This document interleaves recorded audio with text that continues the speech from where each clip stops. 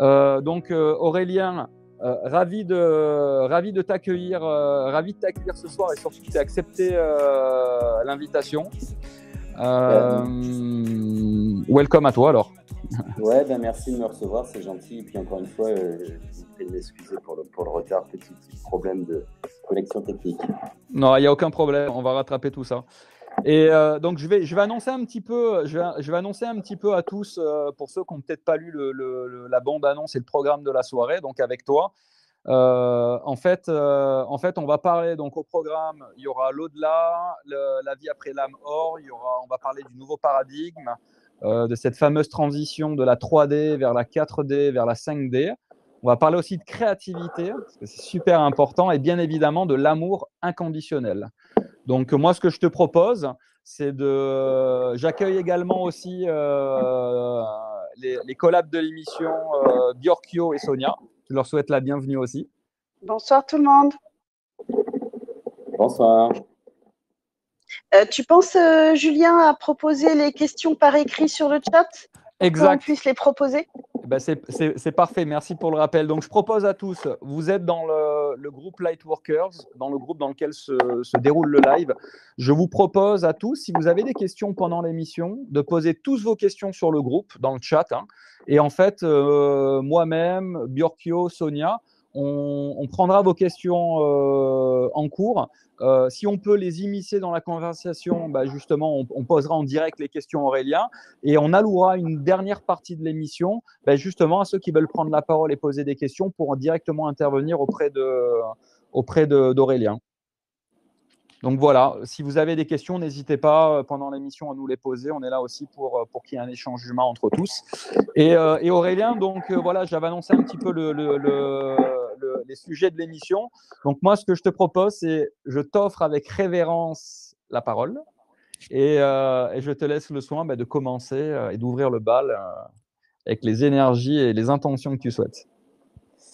Ok, écoutez, je vais peut-être me présenter très brièvement parce que le but, c'est pas forcément de se focaliser sur la personne, mais c'est juste d'essayer de comprendre un cheminement.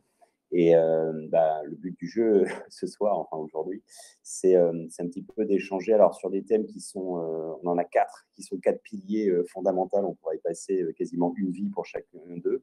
On n'aura pas la prétention à dire qu'on les aura complètement épluchés, c'est évident. Encore moins de prétendre avoir la vérité, comme j'aime à le dire.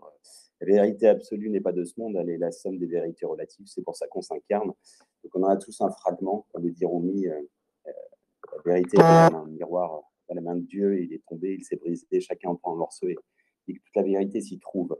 Alors, si je voulais que je me présente très brièvement ou vous voulez qu'on procède Ah ben non, c'est avec le plaisir quand même de présenter qui es-tu, Aurélien Milot. On a envie de le découvrir. Hein.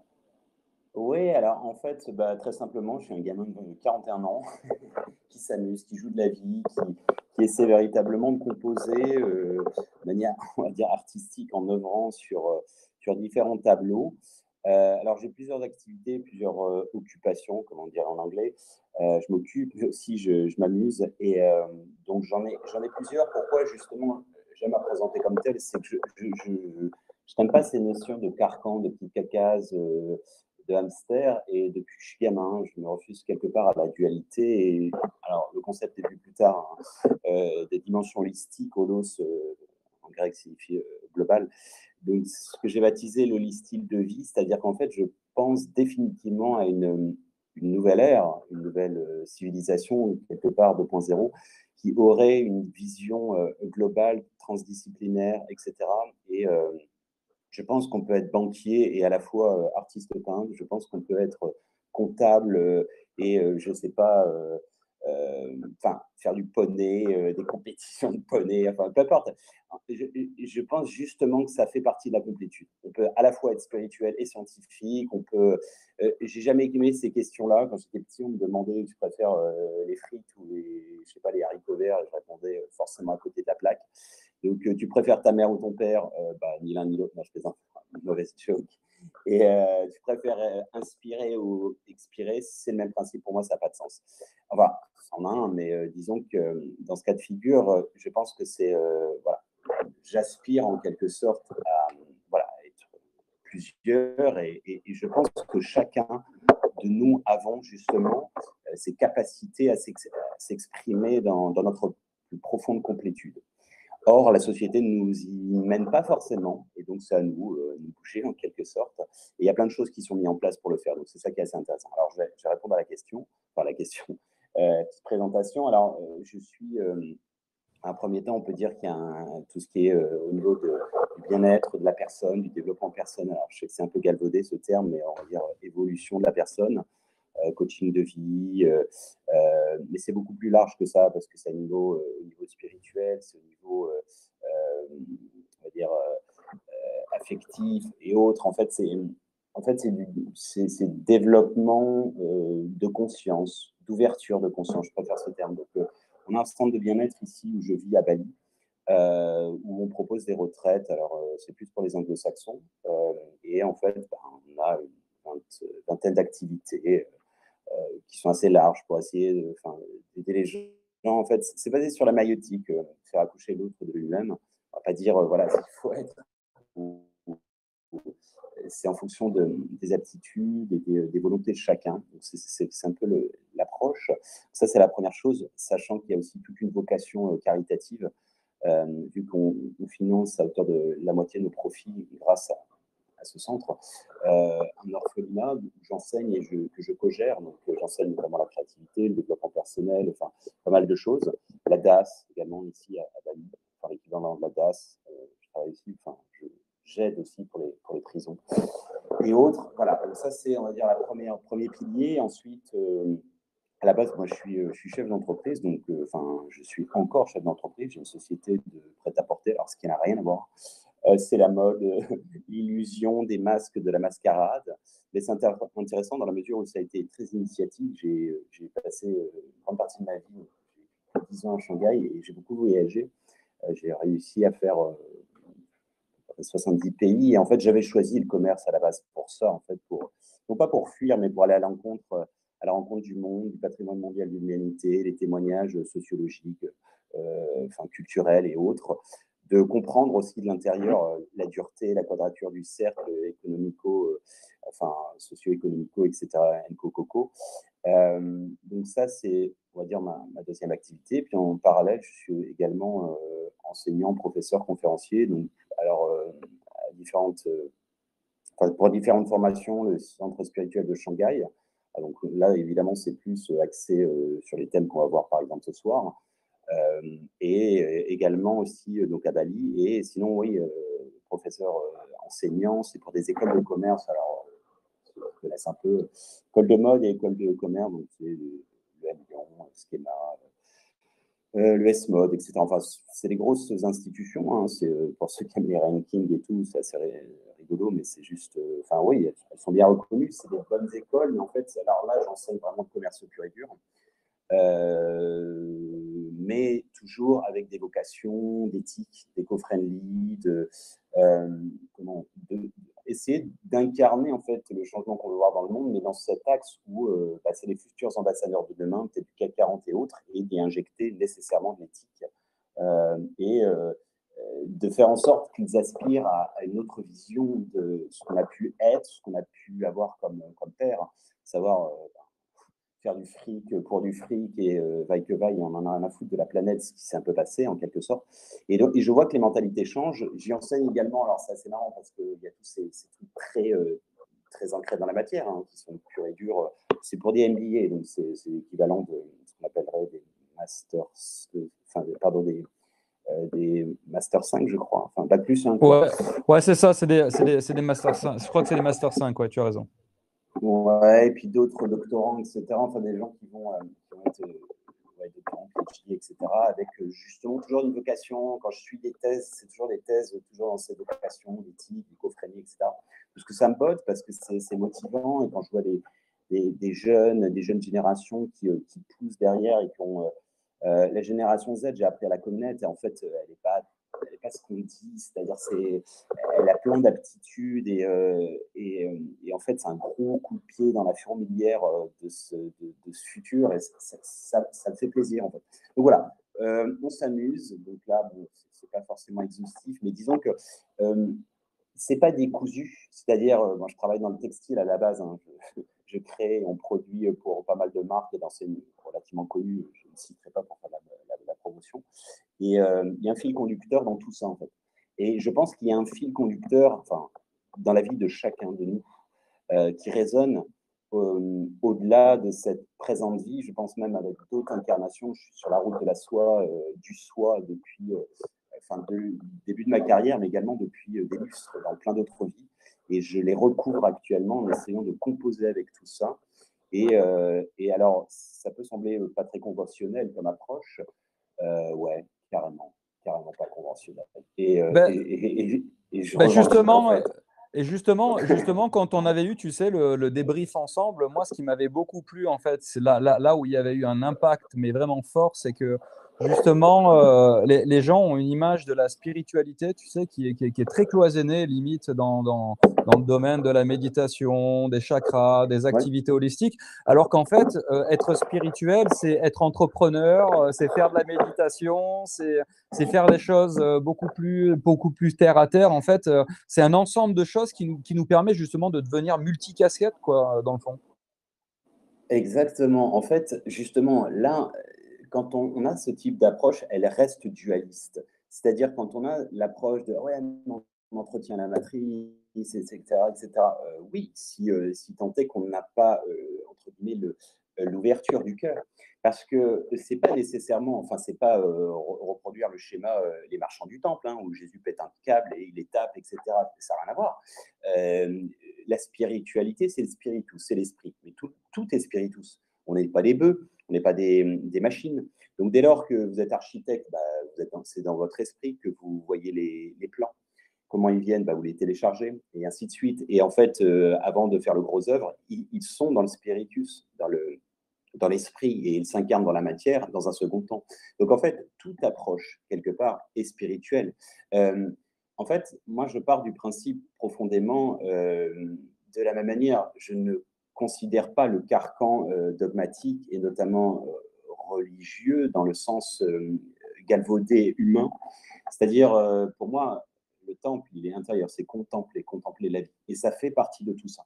Je vois de la spiritualité dans une bonne bouffe entre amis, dans le rire d'un enfant, dans le chant d'un oiseau, dans la pousse d'un arbre, dans la bonne baise, dans l'amour, dans la délicatesse, dans la poésie, dans tout, en fait, dans toutes les ramifications, parce que, quelque part, c'est comme, en fait, c'est d'être enthousiaste. C'est un mot magnifique, c'est un mot délicieux, enthousiaste. Il est profond, il est extrêmement puissant. En grec, il signifie traverser par la divinité ou par le divin. Et quelque part, en fait, dès lors qu'on est enthousiaste, en fait, tout prend une forme complètement extraordinaire. De l'ordinaire devient l'extraordinaire. Faire la vaisselle, ça devient un trip. Et tout devient spirituel en quelque sorte. C'est justement, si je peux me permettre, Aurélien, en fait, c'est ce que tu dis, c'est justement la passerelle entre le cœur et l'accès au divin, l'enthousiasme et la joie. Ouais, c'est très, très joliment dit. Ouais, je trouve ça beau. Ouais. Ça rejoint ce fameux enseignement où on dit avant l'illumination, va au puits, ramène de l'eau. Après l'illumination, va au puits, ramène de l'eau. C'est exactement ce que je voulais conclure comme tel, en fait. C'est exactement ça. Et après, en plus, le degré d'illumination, il est exponentiel. C'est ce principe, comme certains se prétendent illuminer, éveiller, c'est une exponentielle. C'est pas un diplôme, c'est pas une médaille, c'est pas une note, c'est un truc une exponentielle par définition, c'est flirter avec l'infini. Donc il n'y a pas de début, il n'y a pas de début, il n'y a pas de fin, en fait. Bah ouais, c'est ça. Donc, c'est ça qui est génial d'ailleurs, parce que sinon, ce serait relou. Si je peux me permettre d'intervenir, et peut-être pour conclure ta présentation, moi, ce que j'ai adoré en toi, Aurélien, dans le débrief qu'on a fait l'autre jour tous ensemble, c'est ton naturel. Tu m'as plu énormément sur cette légèreté, on en parlait tout à l'heure avec Julien, et je lui disais, ce que j'ai aimé en toi, c'est que tu restes un type simple dans le sens où il n'y a pas de, en fait, il n'y a pas de grande révérence, il n'y a pas de machin. Voilà, la bonne baise, le bon truc. J'ai adoré ta simplicité. On associe beaucoup trop la spiritualité parfois au sérieux, etc. Et tu amènes ce truc qui réconcilie beaucoup de personnes avec, on va dire peut-être cette rigidité apparente par la méditation, etc., que certaines personnes peuvent avoir de nous. Et toi, tu amènes cette folie que j'ai beaucoup appréciée. Voilà, je voulais juste le dire. Ouais, merci, c'est gentil, c'est touchant. Cela étant, c'est pas la flatterie de l'ego, c'est plutôt au contraire, c'est quelque chose de plus profond. En fait, parce que tout ça, on va jouer avec plein de choses, on va jongler avec pas mal de choses, mais ça, c'est l'enfant intérieur quelque part. Et l'enfant intérieur, c'est la connexion au divin, etc.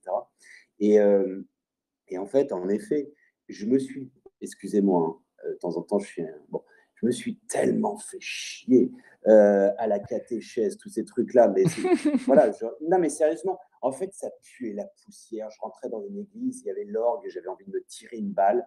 Et en fait, pour moi, je me disais, mais c'est pas ça. Après, quand j'ai découvert les gospels, je me disais, mais putain, mais c'est ça, quoi. Ils vivent le divin, quoi. Ils l'ont en eux. C'est beau, c'est fun, et voilà, et en fait, et après, bon, le cheminement, il a été sur plein d'autres religions, sur l'ésotérisme, etc., etc. Et j'ai rencontré dans ce parcours de vie, dans ce cheminement, mais des gens extraordinaires qui ne puaient pas la poussière, qui ne sentaient pas. Enfin, encore une fois, c'est pas, je ne juge pas physiquement. C'est-à-dire qu'en fait, le côté rigoureux, etc. Je suis désolé, j'ai été. Encore une fois, je ne fustige pas un dogme ou autre, mais je suis désolé, j'ai eu pas mal d'enseignantes, des bonnes sœurs. Putain, mais ça respirait pas la joie de vivre, quoi. Franchement, et là, je vais pas vous sortir un truc trop fort, mais ouais, c'était. Enfin, et ça, moi, je me souviens des témoignages que j'ai pu avoir à l'époque avec ma grand-mère. Elle disait, hein, je cite dans le texte, c'était des vieilles carnes. Et c'est vrai. Mais c'est un côté, tu sais, Aurélien, excuse-moi de te couper, c'est un côté, ce que tu dis, tu sais, très aseptisé, en fait. Bah, en fait, ouais, et puis je suis désolé, bon, on va pas dévier trop loin, hein, mais bah, il y a une notion, enfin, non, je ne peux pas aller trop loin. Mais mais si, on aime quand tu es comme ça. Ah non, sois naturel, vas-y, hein, franchement, te contiens pas. Non, parce que ça pourrait choquer quelques-uns, ce côté, avec la sexualité notamment, que ce soit les prêtres et les nonnes, je suis désolé, ça, je vais vous dire, comparé à un rabbin, un imam, etc., ils se doivent d'avoir une expérience sexuelle, notamment être mariés. Bon, ça veut dire pourquoi faire cette chose mystérieuse, parce que c'est une connexion tantrique au divin. Et donc, du coup, je veux dire, vous allez voir le curé, vous lui parlez de vos problèmes de fesses ou même matrimoniaux. Allô, bonjour, oui, j'ai vachement d'expérience. De quoi? D'autres personnes, je ne l'ai pas vécu. Je n'ai pas d'expérience, j'ai du théorique. Donc, et c'est ça, en fait, le lien, je le fais là. C'est que, en fait, ces discours, pour moi, en fait, le dogme, il est intéressant, mais tout ça, c'est juste de la culture G, en quelque sorte. Oui, c'est bien beau, on a des thèses et machin, mais c'est quoi un pratiquant? C'est ce qu'on disait une fois avec Björkio. En fait, il y a la théorie, et pour accéder à la connaissance, tu dois passer par l'expérience. Bah oui, c'est ça. Et on en revient à ce concept de l'amour. Je veux dire, les sentiments, vous pouvez faire des poèmes, des trucs super jolis, touchants. Si vous l'avez jamais vécu, voilà, c'est de l'à peu près. Et en fait, c'est un peu le même cheminement sur plein de choses. En fait, dans cette approche spirituelle, pour moi, c'est, comment dirais-je, c'est exprimer le vivant, mais le vivant dans sa plus grande largesse, le vivant en guise de métaphore de Dieu. Ça, c'est un terme qui me faisait vibrer véritablement quand j'étais gamin, en me disant, mais à l'école catholique, j'entends. Je me dis, mais les gars, c'est le mot le plus fort qui soit. Et de fait, quand j'étais petit, je ressentais à travers un arbre, à travers les gens, à travers des belles choses, en fait. Et je disais, mais c'est ça le vivant. Et en fait, j'avais l'impression qu'on ne me comprenait pas. Je sais pas, c'était vraiment. J'ai eu une forme jeune d'autisme par rapport à ça, en me disant, mais en fait, il est tout, partout, en tout. Et c'était de l'ordre de l'évidence, mais très vite. Genre, j'avais 2-3 ans, je me souviens de premier prémisse de la conscience. Et bon, bref, tout ça pour revenir à cette idée de cloisonner de carcans, où en effet, c'est une spiritualité décomplexée, où je pense profondément que l'on que l'on, alors peu importe ce qu'on met dans le on, la définition, mais on a voulu quelque part, en fait, segmenter, fragmenter l'humain dans la pratique. Pratiquant, pour moi, c'est ça, c'est la pratique de la foi. Donc, c'est au quotidien. Donc, être en paix avec soi-même, c'est ça, en fait, c'est avec le divin. Cette espèce de relation, quelque part, avec le grand tout, du genre, je le crains, j'ai peur. Ben non, je ne le crains pas. Pourquoi je le craindrais on se kiffe, on s'aime.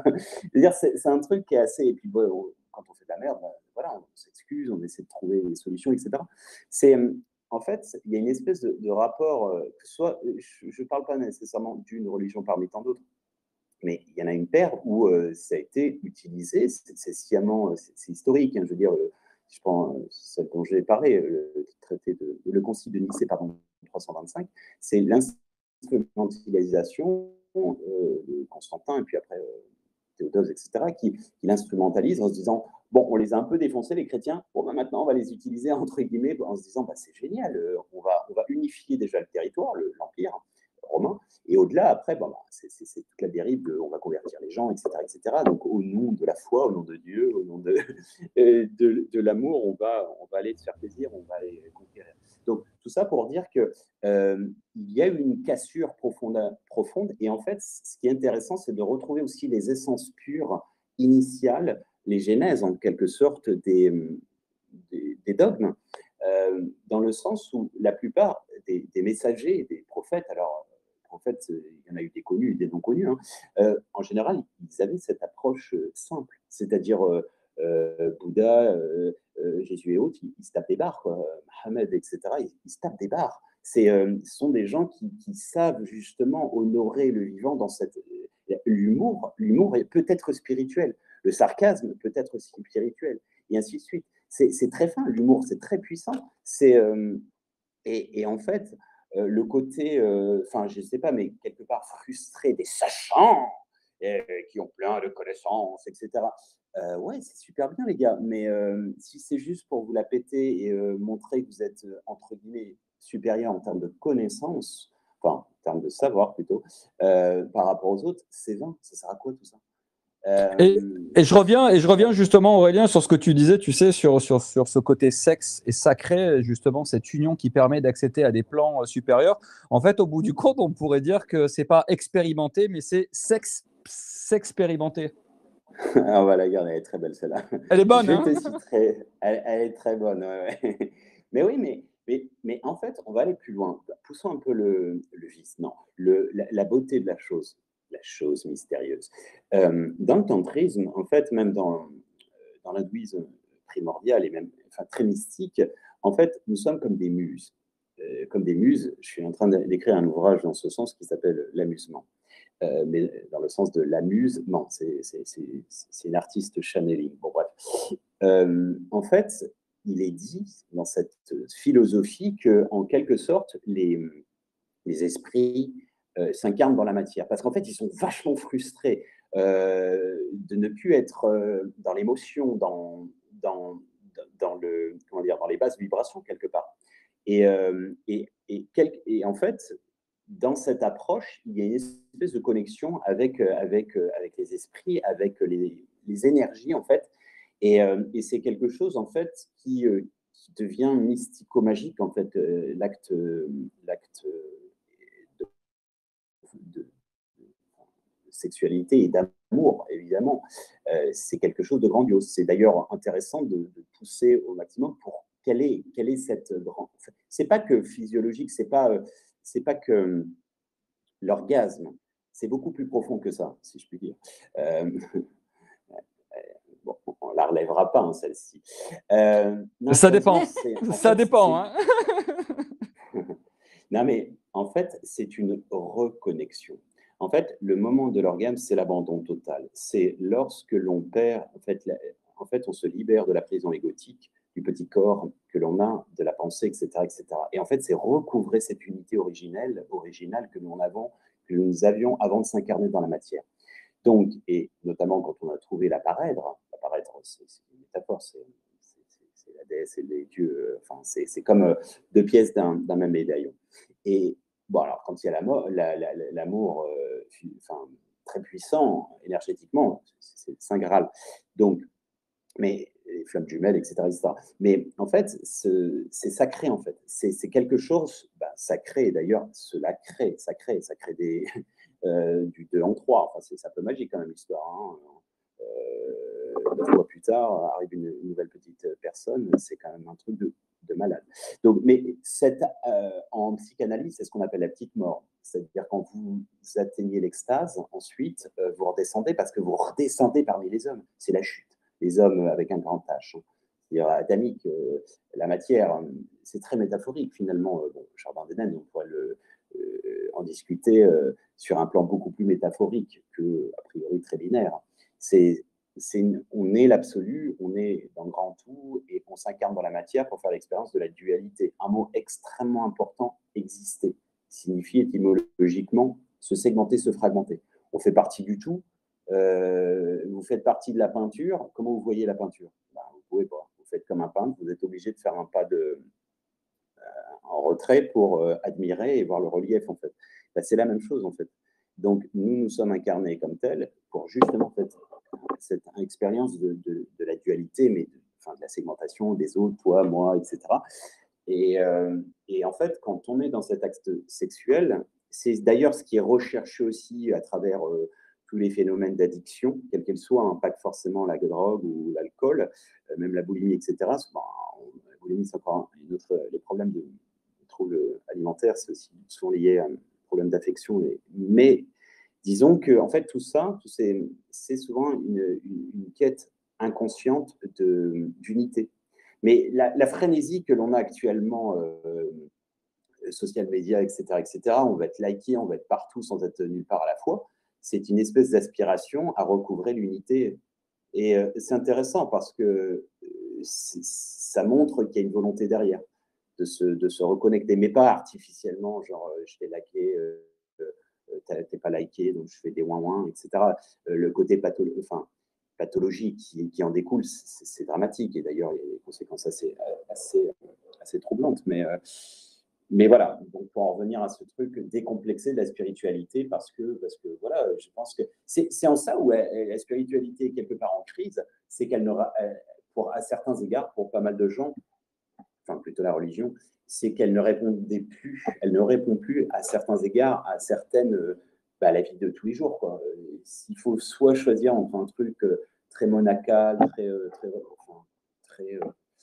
très cloisonné, alors qu'on peut ouvrir les portes du cœur, les portes du temple, le temple intérieur, contempler la vie. Et dès lors, même un match de foot peut être sacré.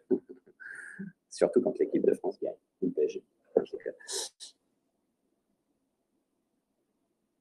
Ah, ça a coupé ton micro. Ouais, non, ça avait coupé le micro. Ça a coupé la connexion. Tu peux reprendre. Ouais, alors à quel moment ça a coupé? On parlait de football, là, on était passé du sexe au football. Non, je déconne. Ouais, mais en l'occurrence, j'avais terminé comme ça. J'avais dit que même le football pouvait être sacré et surtout quand l'équipe de France gagnait ou le PSG. Ouais, et d'ailleurs, pour terminer, parce que normalement, c'est le rôle, tu sais, de Björkö de faire des jeux de mots, mais voilà, en fait, pour terminer, en fait, le sexe sacré du divin. Ouais. Allô, tu es là, Julien? Aurélien, ouais. Tu es là? Oui, je suis là. Ah, ok. Allô. Je sais pas, il y a eu un bug. Donc, okay. ouais, donc alors, tu étais en train de terminer cette première partie. Est-ce que tu peux nous parler de ce paradigme et de cette transition de la 3D vers la 5D? Comment tu la vois, toi, de ton côté? Comment tu la vis? Qu'est-ce que tu pourrais transmettre, dire sur ça? En fait, ouais, en fait, bon, alors pour la faire simple, 3D, 4D, 5D, sans faire trop barrer et partir trop loin, parce que sinon ça ne va pas parler à certaines personnes. Et, bon, on va dire que la 3D, ce serait quelque part notre monde, le futur ancien vieux monde. Et la 4D, c'est le temps, hein, dans l'absolu, normalement. Mais on va dire que c'est plutôt un état d'esprit, un état de conscience. C'est l'apocalypse, littéralement, ça veut dire la levée des voiles. C'est les voiles d'illusion, les mayas, etc., où on se rend compte. On se rend compte de la quadrature du cercle. Il ne faut pas être un doctorant en économie pour comprendre que le système économique il est un peu foireux, il est basé sur la dette, sur la croissance exponentielle dans un monde durable. Ça ne matche pas trop, surtout avec des ressources épuisables. Et en fait, c'est un global, c'est-à-dire c'est au niveau macrocosmique, c'est-à-dire économico-financier, environnemental. Bon, on a baisé la planète, hein, on a à peu près décimé 50% des espèces. Bon, c'est comme si vous viriez 50% de vos petits boulons dans votre montre et vous dites « Oh tiens, c'est bizarre, elle ne donne pas vraiment l'heure, elle est en retard, etc. » Ouais, c'est peut-être un peu ce qui explique cela dans une vision globale d'écosystème. On le sait, c'est pas être... moi, je m'inscris ni dans la collapsologie, ni dans la je m'en foutrie, mais plutôt dans un entre-deux, c'est-à-dire la voie du milieu, en disant c'est chaud, on a peut-être, on a une espèce de tic-tac, tic-tac, on a à peu près 50 ans, je pense, 50 à 70 ans, et il faut se bouger le cul. Mais pas dans le sens on angoisse et on fait du stress, la dopamine c'est bon, hein. Là on en a eu, hein, tu vois, juste avant, un peu de dopamine ça booste, mais pas trop. Ah ouais, non mais c'était une bonne dopamine productive, tu vois, moi j'appelle ça de la dopamine productive. Ouais, c'est ça. Moi, tu vois, c'était mon petit café en quelque sorte, parce que je me suis réveillé. Non, mais plus sérieusement. Donc, mais sur le long terme, le stress, c'est mauvais. Donc, voilà. L'idée, c'est parce que tu peux préciser quand même à tout le monde pour information qu'il est quasiment, je crois, 5h30 du matin chez toi, en fait. Non, il est 3h40. Ah, il est 3h40 ? Waouh. Ouais, on a 6 heures de décalage. Bref. Et donc, en fait, alors sur un plan environnemental, je ne vais pas la faire trop larmoyant, hein, c'est juste un état de fait, ce n'est pas de ma faute en l'occurrence, nécessairement, c'est une co-responsabilité. Donc, et sociétale, il suffit de regarder un petit peu les news au quotidien, ça part un petit peu en coucouille, tout ça. Après, là, en revanche, c'est aussi un biais. C'est un biais cognitif, c'est-à-dire qu'en fait, on a un filtre, on a des filtres. On a les filtres de la personnalité. La persona, c'est les masques de la mascarade, c'est-à-dire qu'en fait, c'est tout ce qui nous a forgé, la culture, etc., alors les parents, de la société, etc., etc., et surtout ce qu'on nous montre. Si vous regardez Beauf FM en boucle, et évidemment, vous avez envie de vous tirer une balle. Et vous avez envie de vous dire « le monde est méchant et tout va très très mal ». Et surtout, vous entretenez la sinistrose. En revanche, ce n'est pas la réalité. C'est-à-dire qu'il se passe des choses extraordinaires partout sur la planète, des gens se bougent, etc., ils font des choses remarquables, mais on ne les montre pas, parce qu'on se dit que ce n'est pas important. Enfin, il y a une offre et les demandes, hein, c'est-à-dire c'est l'œuf et la poule quelque part. Mais ce que je veux dire par là, c'est qu'en fait, c'est la première étape de cette constatation. Bon, en revanche, le danger, c'est de se limiter à ça, en disant « monde de merde, tout va partir en couille, etc. » Et on devient aigri. On est dans l'aigreur. Et de ce fait, il y a les méchants, il y a les gentils. Alors ça, c'est une autre forme de dualité. Et surtout, en fait, qu'est-ce qu'on fait? On baisse ses vibrations. Donc, l'ascension, c'est ascensionner, ça veut pas dire c'est Superman avec une petite cape et vous montez dans le ciel. C'est vibratoire. C'est des énergies du cœur. Quand vous êtes amoureux, quand vous êtes content, quand vous êtes, j'en sais rien, à tous les égards, quand vous êtes en harmonie, en complétude, vous volez, littéralement. On a l'impression que... c'est ça, en fait. L'amour donne des ailes, comme on dit. Hein. C'est ça, exactement. Mais l'amour aussi avec un grand A, hein, l'amour de la vie, l'amour inconditionnel. Oui, voilà, bien sûr, je l'entends comme ça. Et du coup, en fait, l'idée de... Moi, je ne pense pas, ça c'est personnel, mais c'est aussi ce que je peux... Je ne pense pas qu'il faille lutter contre l'obscurité. On perdra nécessairement la bataille parce qu'elle est vaine. C'est en émettant plus de lumière, c'est métaphorique ce que je dis. Comment repousser l'obscurité d'une chambre de 100 mètres, 100 mètres carrés, juste une bougie suffit pour la repousser. Et quelque part, plus vous allez faire des belles choses. Ok, c'est la merde. Ok, on a fait des ouin. Ok. En fait, cette dualité, cette expérience que nous faisons, nous découvrons profondément le fameux « je suis », ce que l'on est profondément, en sachant ce que l'on n'est pas. Mais comment savoir ce qu'on n'est pas? Il faut bien la rencontrer. Donc, c'est une bénédiction, quelque part, de voir se dessiner un monde qu'on n'aime pas, nécessairement. Moi, je suis hypersensible à la base. J'étais gamin, j'ai passé toute mon enfance. J'étais pas un petit gamin heureux, en fait. J'étais un pauvre petit gamin qui n'a passé son temps à chialer sur l'Éthiopie, sur la famine, sur la débilité de certaines choses de ce monde. Et enfin, je ne vous fais pas à la germinale pour que vous versiez votre petite larme. C'est juste que je pense qu'il y a beaucoup d'hypersensibles, à peu près 25% des gens qui sont hypersensibles. Mais c'est rassurant, ça veut dire hypersensible, ça veut dire les sens développés. Ça veut dire qu'on est déjà dans une conscience collective. Ça veut dire qu'on est déjà dans les 6e sens exploités ou exploitables. Donc, c'est rassurant. Mais quand c'est bien géré, c'est surtout ça.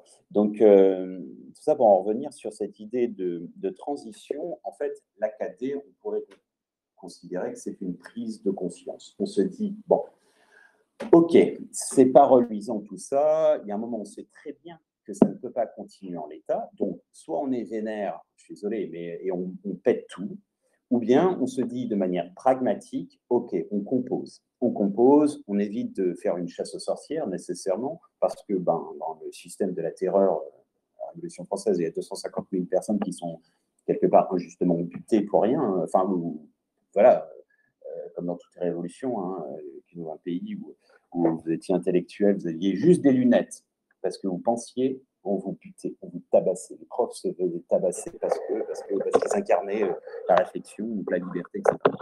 Sans aller trop loin. Donc, moi, je prône, en fait, c'est comme en anglais, en fait, le jeu de mots, il est beaucoup plus évocateur. Un masterpiece, c'est-à-dire un chef-d'œuvre, mais c'est-à-dire, en fait, il y a peace, c'est-à-dire la paix et les pièces.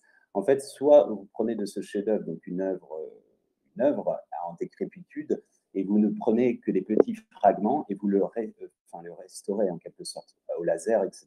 En fait, vous allez solidifier davantage plutôt que le foutre bas. Donc, notre bâti, je ne suis pas tout à fait convaincu qu'il faille la défoncer complètement. Moi, je prône, parce que ça, c'est dangereux. Il y aura forcément des gens qui vont rester sur le carreau. Des phénomènes comme tels, de révolution ou même de cataclysme, j'ai vu ici, pourtant les gens sont adorables, il y a définitivement connu des tremblements de terre, il y a des trucs horribles qui se passent, alors que les gens, demeurant, sont très gentils. Il y a eu des viols, il y a eu des vols, des pillages, des trucs comme ça.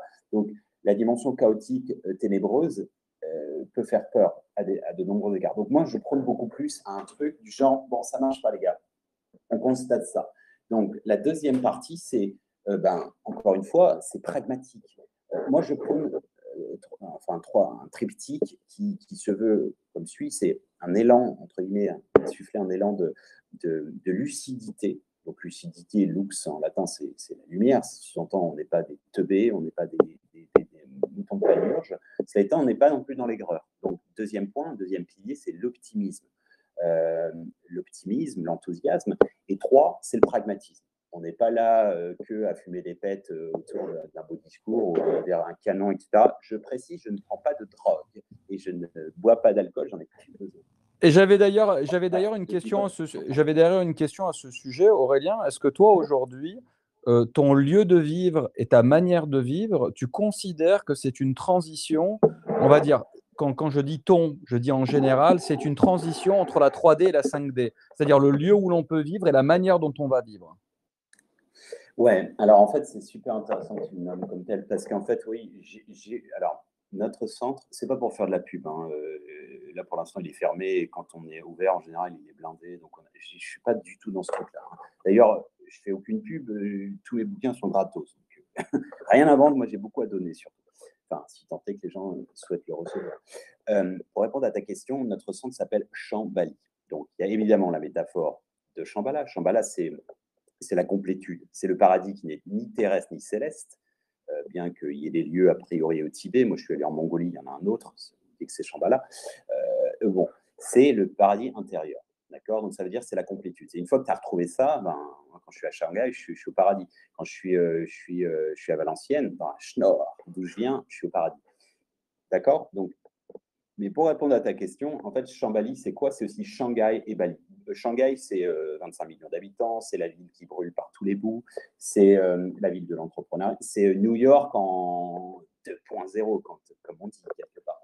C'est le monde occidental qui va très vite et parfois trop vite, qui a supplanté, bon, il ne croit plus en rien, qui a supplanté, qui veut aller gratouiller la voûte céleste, un peu comme les Émiratis et autres saoudiens et autres. Et quelque part, il y a un côté un petit peu, alors je ne vais pas le citer, mais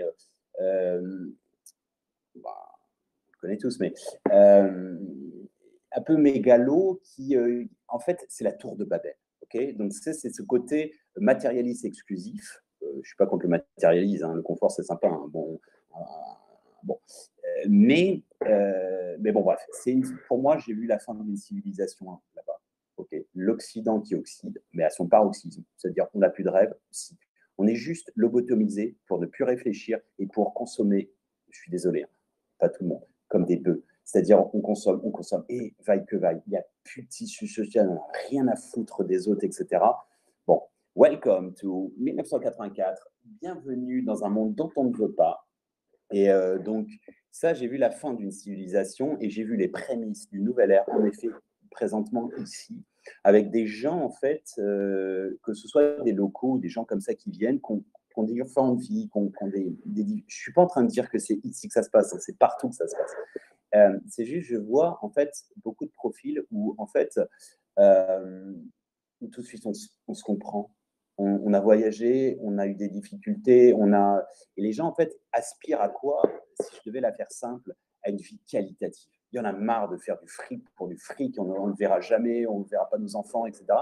Les gens, ils aspirent, en fait, Pierre Rabhi, une sobriété heureuse, une collaboration, une entraide. On ne voit plus l'autre comme une menace, on voit un enrichissement avec des cultures, avec des gens qui viennent de tous les horizons, d'Inde, d'Irlande, du Pérou, etc. Et ça, franchement, alors je l'avais aussi à Shanghai, bien entendu. C'est pour ça que j'ai choisi le commerce, comme je vous ai dit. Mais en fait, ici, en effet, je vois de la spiritualité, j'entends qualitative, je vois.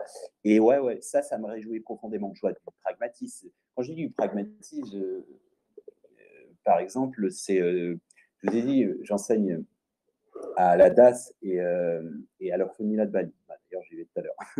Quand on aura eu fini à 7h, je prends mon scooter, je vais faire 1 heure de route pour aller les retrouver. Je leur enseigne quoi? La créativité, mais dans sa plus grande largesse. C'est-à-dire qu'on a des gestions de projets. Donc, ces gamins, ceux que je gère là-bas, ils ont entre 18 et 20 ans. C'est pas de la branlette. C'est un truc, par exemple, on a tout un programme de sensibilisation du plastique. Bon, moi, j'en avais ras le cul de voir l'île défoncer par le plastique et tout. Donc, j'ai commencé à ramasser, ça me saoulait. Et après, en fait, j'ai tenté d'insuffler aux gamins ça. Donc, en fait, maintenant, on fait des campagnes de sensibilisation. Et alors, c'est que dalle, hein, vous allez me dire, mais il est mignon, ouais, je suis juste un grand rêveur. C'est-à-dire qu'en fait, là, on est dans un schéma où on tente, en fait, d'insuffler aux autres de faire la même chose. Donc, on nettoie un peu, et ensuite, surtout, on sensibilise, on fait du curatif et du préventif. Et ça, on le fait, mais pour plein d'autres choses, de projets culturels, etc., etc. Et donc, évidemment, c'est pas un truc de ouf, c'est pas un truc extraordinaire, mais ce sont des petites choses. Je te rejoins, Aurélien. On crée une. Ouais. Ouais, sur un point, en fait, aujourd'hui, en fait, œuvrer dans le monde et avec notre cœur, avec notre environnement, en fait, le faire d'une manière invisible, je trouve que c'est la plus grande des humilités. C'est-à-dire qu'on n'a pas besoin d'être connu ou d'aller loin ou de faire de grandes choses pour offrir de l'amour et permettre à d'autres personnes d'y accéder. En fait, c'est quelque chose qui est fait d'une manière invisible, sans ego et en toute humilité, en fait, à petite échelle, en fonction de ce que chacun peut apporter, en fait.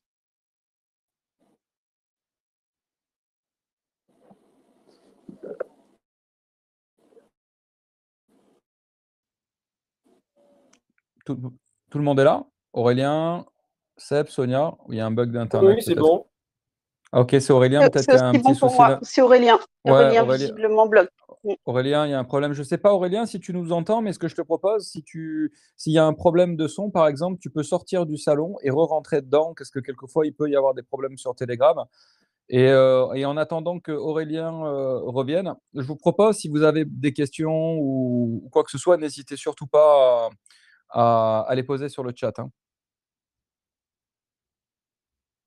Alors, je regarde Je, s'il est re-rentré sur le salon pour lui redonner la parole. je Il est pense, pour l'instant, revenu. on n'a pas de questions, mais je pense que les gens boivent ces paroles. Ah voilà, c'est bon. Il vient de revenir, Aurélien. Ça y est, il est avec nous de nouveau. Vous m'entendez? Ouais, Ouais, on t'entend. Hello? on t'entend, Aurélien. Ça a coupé. Je suis désolé, non, je te Ouais. disais juste, effectivement. Ouais. Je te disais juste justement qu'effectivement, faire des Non, en actes fait, comme tu fais auprès de l'ADAS, auprès de prison, en fait, l'humilité de ce qu'on apporte dans le monde à notre hauteur et avec notre être, on se fiche d'être connu, de montrer ce qu'on fait. En fait, l'humilité, c'est justement d'œuvrer en silence et dans l'invisible. c'est ça. Alors, justement, petite précision, parce qu'on peut se dire, ouais, mais il est gentil, s'il en parle, c'est que c'est pas ça. Déjà, c'est pas exhaustif tout ce que je fais là, mais en fait, c'est aussi pour insuffler. Moi, quand je vois, par exemple, des trucs, c'est bien beau, hein, quand on voit sur Facebook des gens qui like des trucs, ah, il a bien fait un truc, mais faites-le, faisons-le. C'est-à-dire qu'en plus, au-delà de ça, moi, je dis toujours, pour un petit peu motiver les gens, ça crée des oxytocines. Les oxytocines, c'est l'une des 4 hormones du bonheur, mais elle est tellement puissante que c'est la même pour les shoots et aussi pour l'orgasme sexuel. Donc, quelque part, en fait, mais il y a vraiment ça. Moi, quand on entreprend des choses, mais c'est pas forcément être Mère Teresa et partir à l'autre bout du monde, hein. Il suffit juste d'aller porter les cours de la vieille dame, ou j'en sais rien, ou juste un regard, un sourire, juste se mettre à la disposition d'un pauvre gars dans la rue, etc., qui est dans l'exclusion, la misère sociale. J'ai travaillé plus de 7 ans dans le Secours Populaire et Emmaüs à l'époque quand j'habitais à Paris, mais c'était effarant de voir à quel point en fait c'est la pire exclusion, ça. Et il y a des trésors, mais de malades, des gens qui se cassent la gueule dans leur vie et qui des enseignements de vie, mais incroyables. Moi, je suis plus enseigné à l'orphelinat qu'ils m'enseignent. Je vous jure, parfois je me contiens, j'ai une petite larme qui tombe, etc. C'est des gamins, ils ont perdu leurs parents. Enfin, il y en a qui en ont juste un en moins, mais et c'est quelque chose qui, en fait, qui est bouleversant. Alors, sans vous faire, c'est pas le but du jeu, c'est pas de faire, parce qu'en plus, ils sont vraiment épanouis, en fait. Et c'est des leçons de vie, mais c'est incroyable. Et en fait, je dis tout le temps, l'enseignant et l'étudiant créent ensemble l'enseignement. C'est à cet égard aussi. C'est-à-dire qu'en fait, il y a une réciprocité. En fait, il faut qu'on repense à cette notion de c'est un plaisir de faire plaisir. C'est en fait le don de soi crée un bonheur profond. Et je me souviens cette magnifique phrase que j'avais vue qui m'avait, c'était un moment où j'étais vraiment pas bien. Un copain m'avait emmené au cinéma, c'était pour aller voir Into the Wild, et j'ai chialé pendant tout le film. Et à un moment, il y a un passage, j'avais écrit similairement un truc dans le style, c'était le bonheur n'est réel, surtout quand il est partagé. Mais qu'est-ce que c'est vrai? C'est vrai. Et en fait, bah, dans cette vision du futur 2.0, donc on va continuer sur la transition, ce sera plus comme ça, c'est-à-dire cette notion qu'on nous a présentée comme exclusive, à savoir l'enfer c'est les autres, mais c'est Monsieur Sartre, mais il a raison, Monsieur Sartre. Quand on extrapole, quand on projette ses ombres projetées sur l'autre en disant que c'est un connard, lui il ressent. Quand on dit dans le métro, ah, tout le monde fait la gueule, mais toi aussi tu fais la gueule, moi aussi je fais la gueule, donc c'est du mimétisme. Mais si on commence à sourire, alors évidemment il y aura forcément des dérives, je serai une nana, elle va dire ah, c'est quoi ce pervers, ou un mec c'est quoi ce gay, etc. Enfin, ok, on est d'accord, mais ça va créer des vagues, ça va créer des... Et en fait, profondément, c'est le message le plus fort que je peux... Moi, je ne crois pas, enfin, c'est très personnel, mais je ne crois pas à un monsieur venu des nuages avec un beau cheval blanc. Le Messie, le messager, qu'il n'y a pas de messager. Okay, pour moi, le message profond, c'est que c'est l'humanité qui retrouve individuellement son humanité. C'est de recouvrer individuellement, d'exprimer sa divinité, mais c'est pas le truc signé, oui, on est avec, mais parfois, ils se reposent, hein. Et parfois beaucoup. Donc, c'est pas aussi facile parce qu'on pète des câbles, parce qu'on est un gros con de temps en temps, et on l'est tous parce qu'on est humain, mine de rien. Mais je pense profondément que retrouver son humanité, c'est ça. Moi, je suis désolé, et c'est pas politique, hein, mais quand on a de l'aigreur à voir des gens qui se mettent en danger pour aspirer à une vie plus belle, qui prennent des risques, et on se dit, oh, en gros, mais genre ils se sont noyés, c'est des réfugiés, bon, bien fait pour leur gueule, parce que de toute façon, qui restent chez eux. Ouais, on s'est perdu là, en fait. Je ne sais pas si c'est le naufrage, si c'est pas plutôt, c'est le bateau, mais c'est aussi notre civilisation. Et je suis pas en train de dire, c'est pas du collectivisme du genre. Moi, j'ai toujours considéré que, c'est pour ça que je donne des cours des finances, hein, pour vous dire. Donc, ça veut dire que le système, je connais un petit peu comment il fonctionne, mais d'ailleurs, en général, ils ne veulent plus bosser dans la finance après. Non, plus sérieusement, je pense profondément à une conciliation, en fait, autant du rouge que du bleu, c'est-à-dire du libéralisme et du rouge, et le rouge, ça fait du violet, et le violet, c'est la couleur de l'intuition, du sacré, en fait. Je pense profondément qu'il y a des bonnes idées dans chacun des courants économiques et autres, mais cette notion, alors dans le sens pas tout partager évidemment, sinon ça fait du fainéantisme, etc. On est complètement d'accord. Mais c'est quand même important et donner ne veut pas dire que de la thune, hein, c'est aussi donner de son temps et de l'attention. Je vous ai dit, c'est beaucoup plus noble en quelque sorte de donner du temps et de l'attention à un sans domicile, un mec dans la rue qui est exclu, que balancer une pièce sans le regarder en se disant bon j'ai payé pour pas voir, c'est pas pour voir, c'est pour pas voir. Et ça, moi je me souviens qu'ils me le disaient souvent, les gars, ils me disaient limite je préfère un sourire qu'une pièce, quoi. Bon bref, petit aparté. J'ai une petite question, Aurélien. Est-ce que je peux rebondir sur la 5D en fait? Bien sûr, bien sûr. Et j'aimerais te poser la question suivante pour qu'elle puisse peut-être répondre à une majorité d'entre nous. Est-ce qu'à un moment donné, après avoir fait cette transition de 4D, comme on en a parlé tout à l'heure, est-ce qu'on peut considérer à un moment donné, alors je ne dis pas qu'on est définitivement, on a terminé ce travail-là, mais est-ce qu'on peut considérer à un moment donné qu'on est passé définitivement sur un plan 5D et qu'on continue d'expérimenter notre vie, mais cette fois-ci à travers la 5D? Et est-ce qu'on peut retourner par moment en faisant comme une forme de régression en 4D? C'est une superbe question et en fait, on est à la fois en 3, 4 et 5D. Sauf qu'on a des plans de conscience qui se superposent et qui se chevauchent. C'est tout l'ouvrage de Sage Passage que vous pouvez avoir en audio et téléchargeable gratuitement sur mon site. Bref, ça explique tout ça en fait. C'est-à-dire que ce monde est déjà là. Cela étant, dans les vibrations, quelqu'un qui a la haine, qui est vénère, machin, etc., il est dans la 3D à feu, parce qu'il est dans la matière. En anglais, c'est matter. Donc, matter, ça veut dire quoi? Ça veut dire la matière, ça veut dire les problèmes, d'accord? Donc, ça, c'est les basses fréquences. Très, très, très tangible, très, très dense. Tandis que quand on se lève, en fait, on est light en anglais. Hein. Donc, light, ça veut dire la lumière, ça veut dire aussi léger. Et en fait, il y a un moment, les deux univers disparaissent. Ils sont conjointement sur un même plan d'existence, alors sans spolier pareil la fin d'un autre ouvrage, Baraka, casser la baraque. En fait, le monde va continuer, c'est-à-dire qu'en fait, le monde qui part en couille va continuer à partir en couille. Et le monde qui part de mieux en mieux, mais ce n'est pas binaire, parce qu'en fait, il y a tous les dégradés en parallèle. Et pire que ça, en fait, nous coexistons, les petits nous existent au même moment dans tous les scénarios possibles. Donc là, sans perdre tout le monde au passage, parce que ça, il faudrait parler de l'espace-temps et de la conscience. Mais bon, on ne va pas s'égarer là-dessus.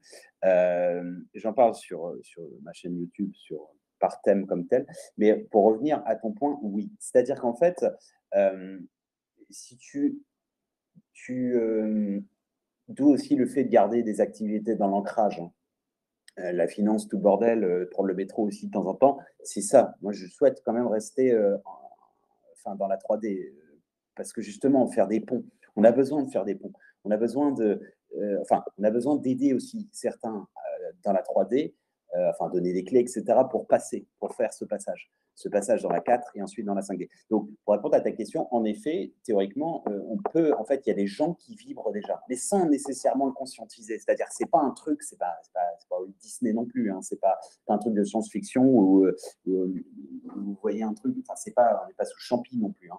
C'est pas psychédélique, mais c'est en fait cette vibration. C'est pour ça que c'est très intéressant. On a une superposition en fonction de cette notion de vibration individuelle. C'est-à-dire que, encore une fois, si vous êtes en mode vénère, vous allez avoir que des trucs négatifs dans votre vie, etc. Loi de l'attraction, co-création, bon, ça, on est plus ou moins d'accord.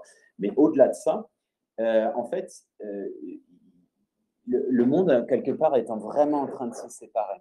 C'est notamment cette notion de trier à la fin des temps, enfin la fin d'un cycle, hein, plutôt, le bon grain du mauvais grain. C'est ça, en fait. C'est cette notion, en fait, de choix. Et encore une fois, bon, je n'aime pas le système. Bon, je ne suis pas obligé d'aller défoncer des flics pour ça. Ils font leur boulot.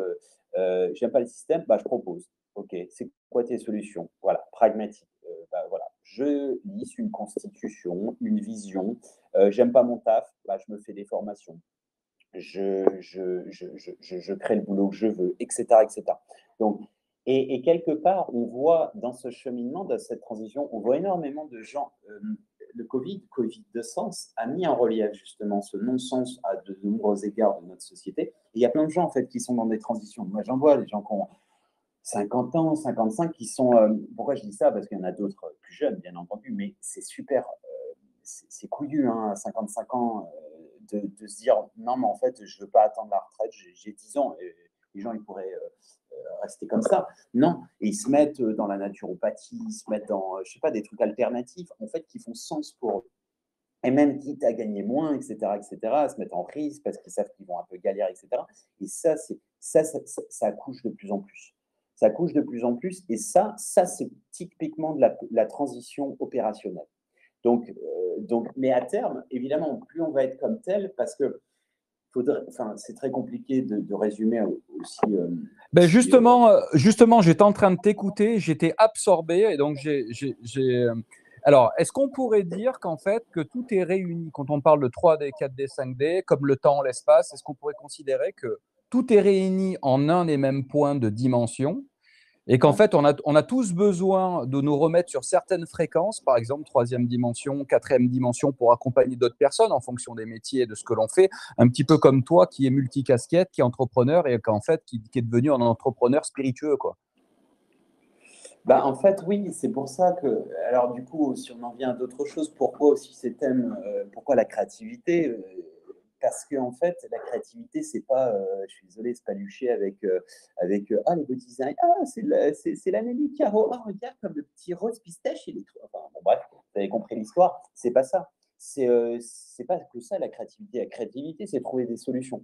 Vous ne pouvez pas résoudre les problèmes avec le même esprit qui les a créés, comme dit Einstein. Donc il va falloir, désolé, mais s'enlever les doigts. Hein. Il y a un moment, et d'ailleurs, c'est intéressant, en 2030, 70% des jobs n'existent pas encore. Il va falloir les créer.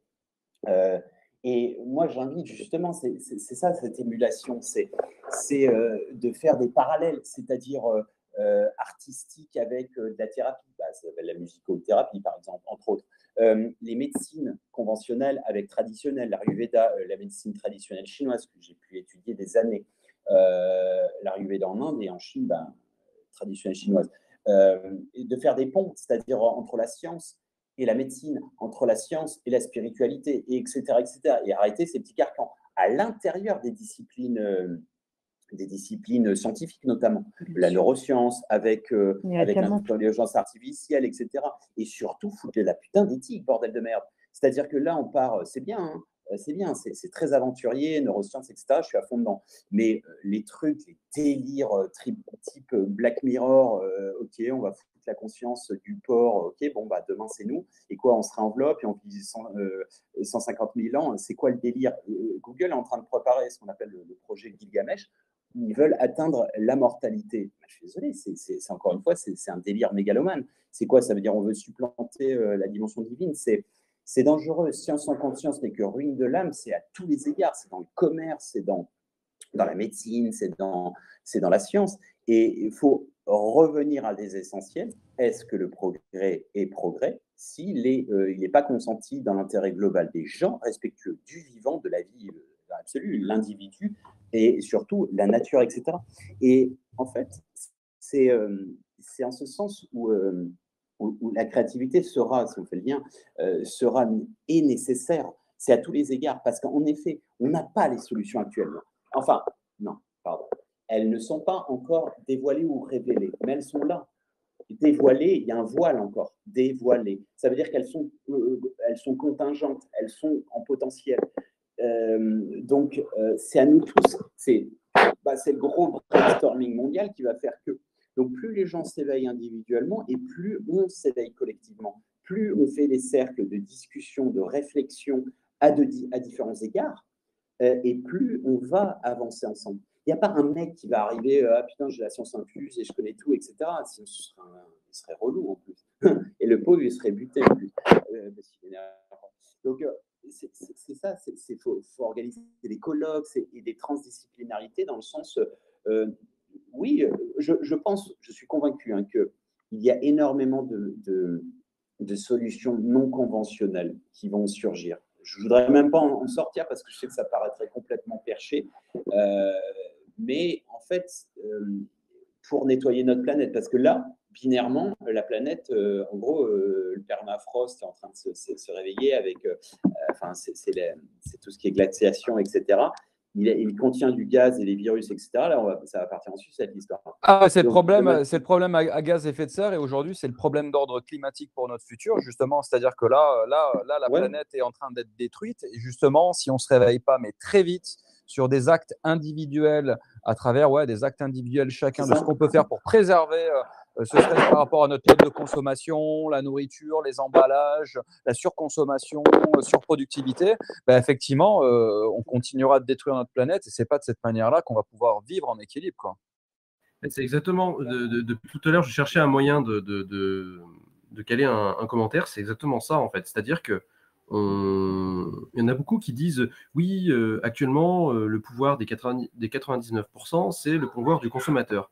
Mais le problème, c'est que quand on prend que cette casquette de consommateur, on se réduit énormément. Et quand on reste dans cette position de consommateur, alors certes, on peut avoir un impact de choix et un impact massif, mais quand on prend que cette position de consommateur, on prend une position qui est purement, comment dire, où tout vient de l'extérieur en fait. C'est-à-dire que quand on est heureux, c'est parce qu'il y a des circonstances qui nous rendent heureux. Donc ce qui fait que quand on est malheureux, c'est les circonstances qui nous rendent malheureux.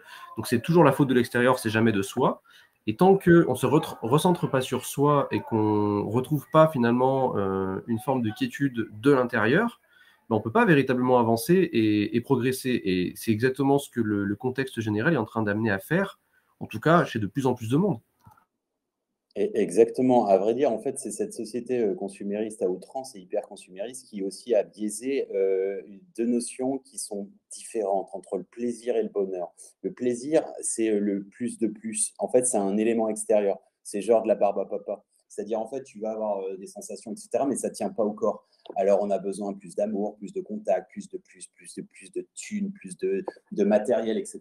Tandis que la complétude, le bonheur, c'est pas extérieur, c'est lié c'est parce qu'on a travaillé, on a fait une introspection, c'est parce qu'on s'est remis sur des bases. Le bonheur, ce n'est pas d'avoir tout ce qu'on veut, mais d'être satisfait avec ce qu'on a.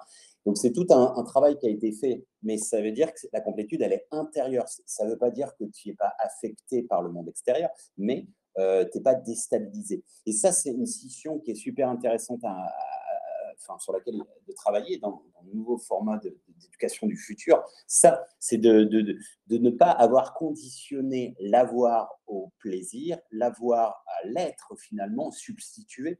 C'est-à-dire qu'aujourd'hui, un peu, c'est la vie trophée, quoi. Regardez ma belle villa, ma grosse bagnole, regardez nanana, cette opération des lèvres, etc. Et c'est la femme trophée, c'est la bagnole, c'est tout ça. Et en fait, nous, on en voit plein défiler ici, des gens qui ont 50 ans, beaucoup d'Australie, des States et tout. Et les gars, en fait, au bout de la première journée, ça chiale, mais façon. Pourquoi ? Parce qu'il n'y a rien. En fait, il y a une espèce de comment dire, de vide intersidéral qui est profond. En fait, si je puis me permettre, je veux juste, j'adore cette citation, elle n'est absolument pas connue. Bon, je vais essayer de la retrouver. C'est d'Elie Shafak qui dit peu importe qui nous sommes, tout au fond de nous, nous sommes tous incomplets. C'est comme si nous avions perdu quelque chose et expérimentions le besoin de le retrouver. Quel est ce quelque chose? La plupart d'entre nous ne le trouveront jamais. Et parmi ceux qui y parviennent, encore plus rares sont ceux qui partent à sa quête ou un truc dans le style. Et elle fait mal, hein, elle fait un gros coup de poing dans la tête. Et en fait, c'est ça, c'est le plaisir, c'est la société du plaisir. Et c'est que de la dopamine. Mais comme les likes, les trucs comme ça, en fait, on en veut toujours plus. Vous avez, genre, je dis n'importe quoi, vous avez mis une photo de petit chat et puis vous avez 100 likes. Et bien, vous en voulez 200, et ainsi de suite. Mais on n'a jamais, en fait, c'est de la boulimie, en fait. Et la boulimie, c'est quoi? En fait, normalement, quand vous nourrissez bien, dans l'absolu, hein, je parle, vous avez la satiété. Vous êtes repu, vous êtes bien. Il y a un moment, pas besoin de bouffer 12 portions. Si c'est mauvais, vous vous sentez ballonné, vous n'êtes pas bien. Et en fait, c'est ça, cette quête de complétude, c'est ça. Et c'est ce que je vous disais tout à l'heure. Je vois beaucoup de gens épanouis ici. Ça veut chichement, hein, c'est sobriété heureuse et son petit lopin de terre, machin, c'est tranquille. Mon voisin, il a 2 dents, ok, et il vit un baraquement, mais il est heureux. Vous voyez, ça, j'en parle beaucoup dans mon ouvrage La mort, trait d'union avec l'éternité. C'est un paysan, enfin, c'est plusieurs personnages parce que ça se passe au voyage chamanique en Mongolie, en Inde, etc. Mais avant, ça se passe en Lorraine, donc bien terreux, avec un paysan. C'est l'incarnation de mon grand-père. Hein. Et il est heureux, en fait. Il est heureux, il a fini sa vie à 99 ans avec son petit compte en banque au PTT. Pardon, pas PTT, à la Poste. Mais bref, et en fait, c'est ça ce truc, si tu n'as pas ta Rolex à 50 balais, tu as raté ta vie. Bon, j'adore ce slogan de merde. Ouais, t'as pas ta Rolex, t'as raté ta vie. Mais merci ces gars-là, mais merci pour me rappeler ce que je veux pas être. Donc moi, je dis par avance, à 50 ans, j'aurais raté volontairement ma vie. Parce que ça, j'en veux pas. Moi, je dis c'est beau. C'est pas un prosélytisme, c'est les gars qui ont besoin de la Rolex parce que pour eux, c'est ce qui les fera vibrer. Vous allez revenir plusieurs fois pour incarnation. Mais c'est pas de la provoque quand je dis ça. Chacun son rythme, c'est ça. Et Aurélien, je me permets de te couper parce qu'il y a plein de commentaires. En fait, tu attises beaucoup de commentaires et tu es en train de. Non, mais c'est pas grave, on est là pour te les transmettre. En fait, il y a une grande question parce que tu es en train de parler du système, des Rolex, de tout. Moi, j'aimerais te poser une question qui peut répondre également à tous. C'est beaucoup de personnes se posent des questions par rapport à ce système. Est-ce qu'il faut en sortir? Comment il faut faire? Qu'est-ce que tu répondrais à tous ces gens qui se posent cette question-là? Est-ce qu'il faut sortir du système? En fait, c'est très difficile. C'est comme si tu disais comment on fait pour sortir de la pollution, on arrête de respirer. C'est-à-dire qu'on fait partie du système. Donc, il y a un moment, on peut aussi tous partir en ermite, ermite la grenouille. Non, on peut faire des alternatives. Moi, je te dis juste mon schéma. Ça ne veut pas dire qu'il est parfait, etc. Ici, 2 choses. On est en train de créer une communauté. Donc permaculture, indépendante économiquement, etc., avec des gens qui ont la volonté de vivre ensemble. D'accord. Ça, c'est la première étape. Donc, ça veut dire que petit à petit, on ne sait pas, la timeline, je ne sais pas si c'est dans 2 ans, 3 ans, et on sera complètement indépendant énergétiquement et tout le bordel. Dans 10 ans, je ne sais pas. Et en parallèle, on est en train d'instaurer et créer une école alternative. Bon, je la dépeins d'ailleurs dans Sage Passage, l'ouvrage. Donc, ça, c'est du préventif et à la fois aussi du curatif. Mais ça, la notion de proximité, de réseau, de petite communauté, si tout le monde aspire un petit peu à ça, ajusté, hein, c'est-à-dire qu'on n'est pas obligé de partir dans le Larzac et élever des moutons, etc., et dire fuck le système. Non. Mais je pense, moi, je crois profondément à une résurgence citoyenne consciente.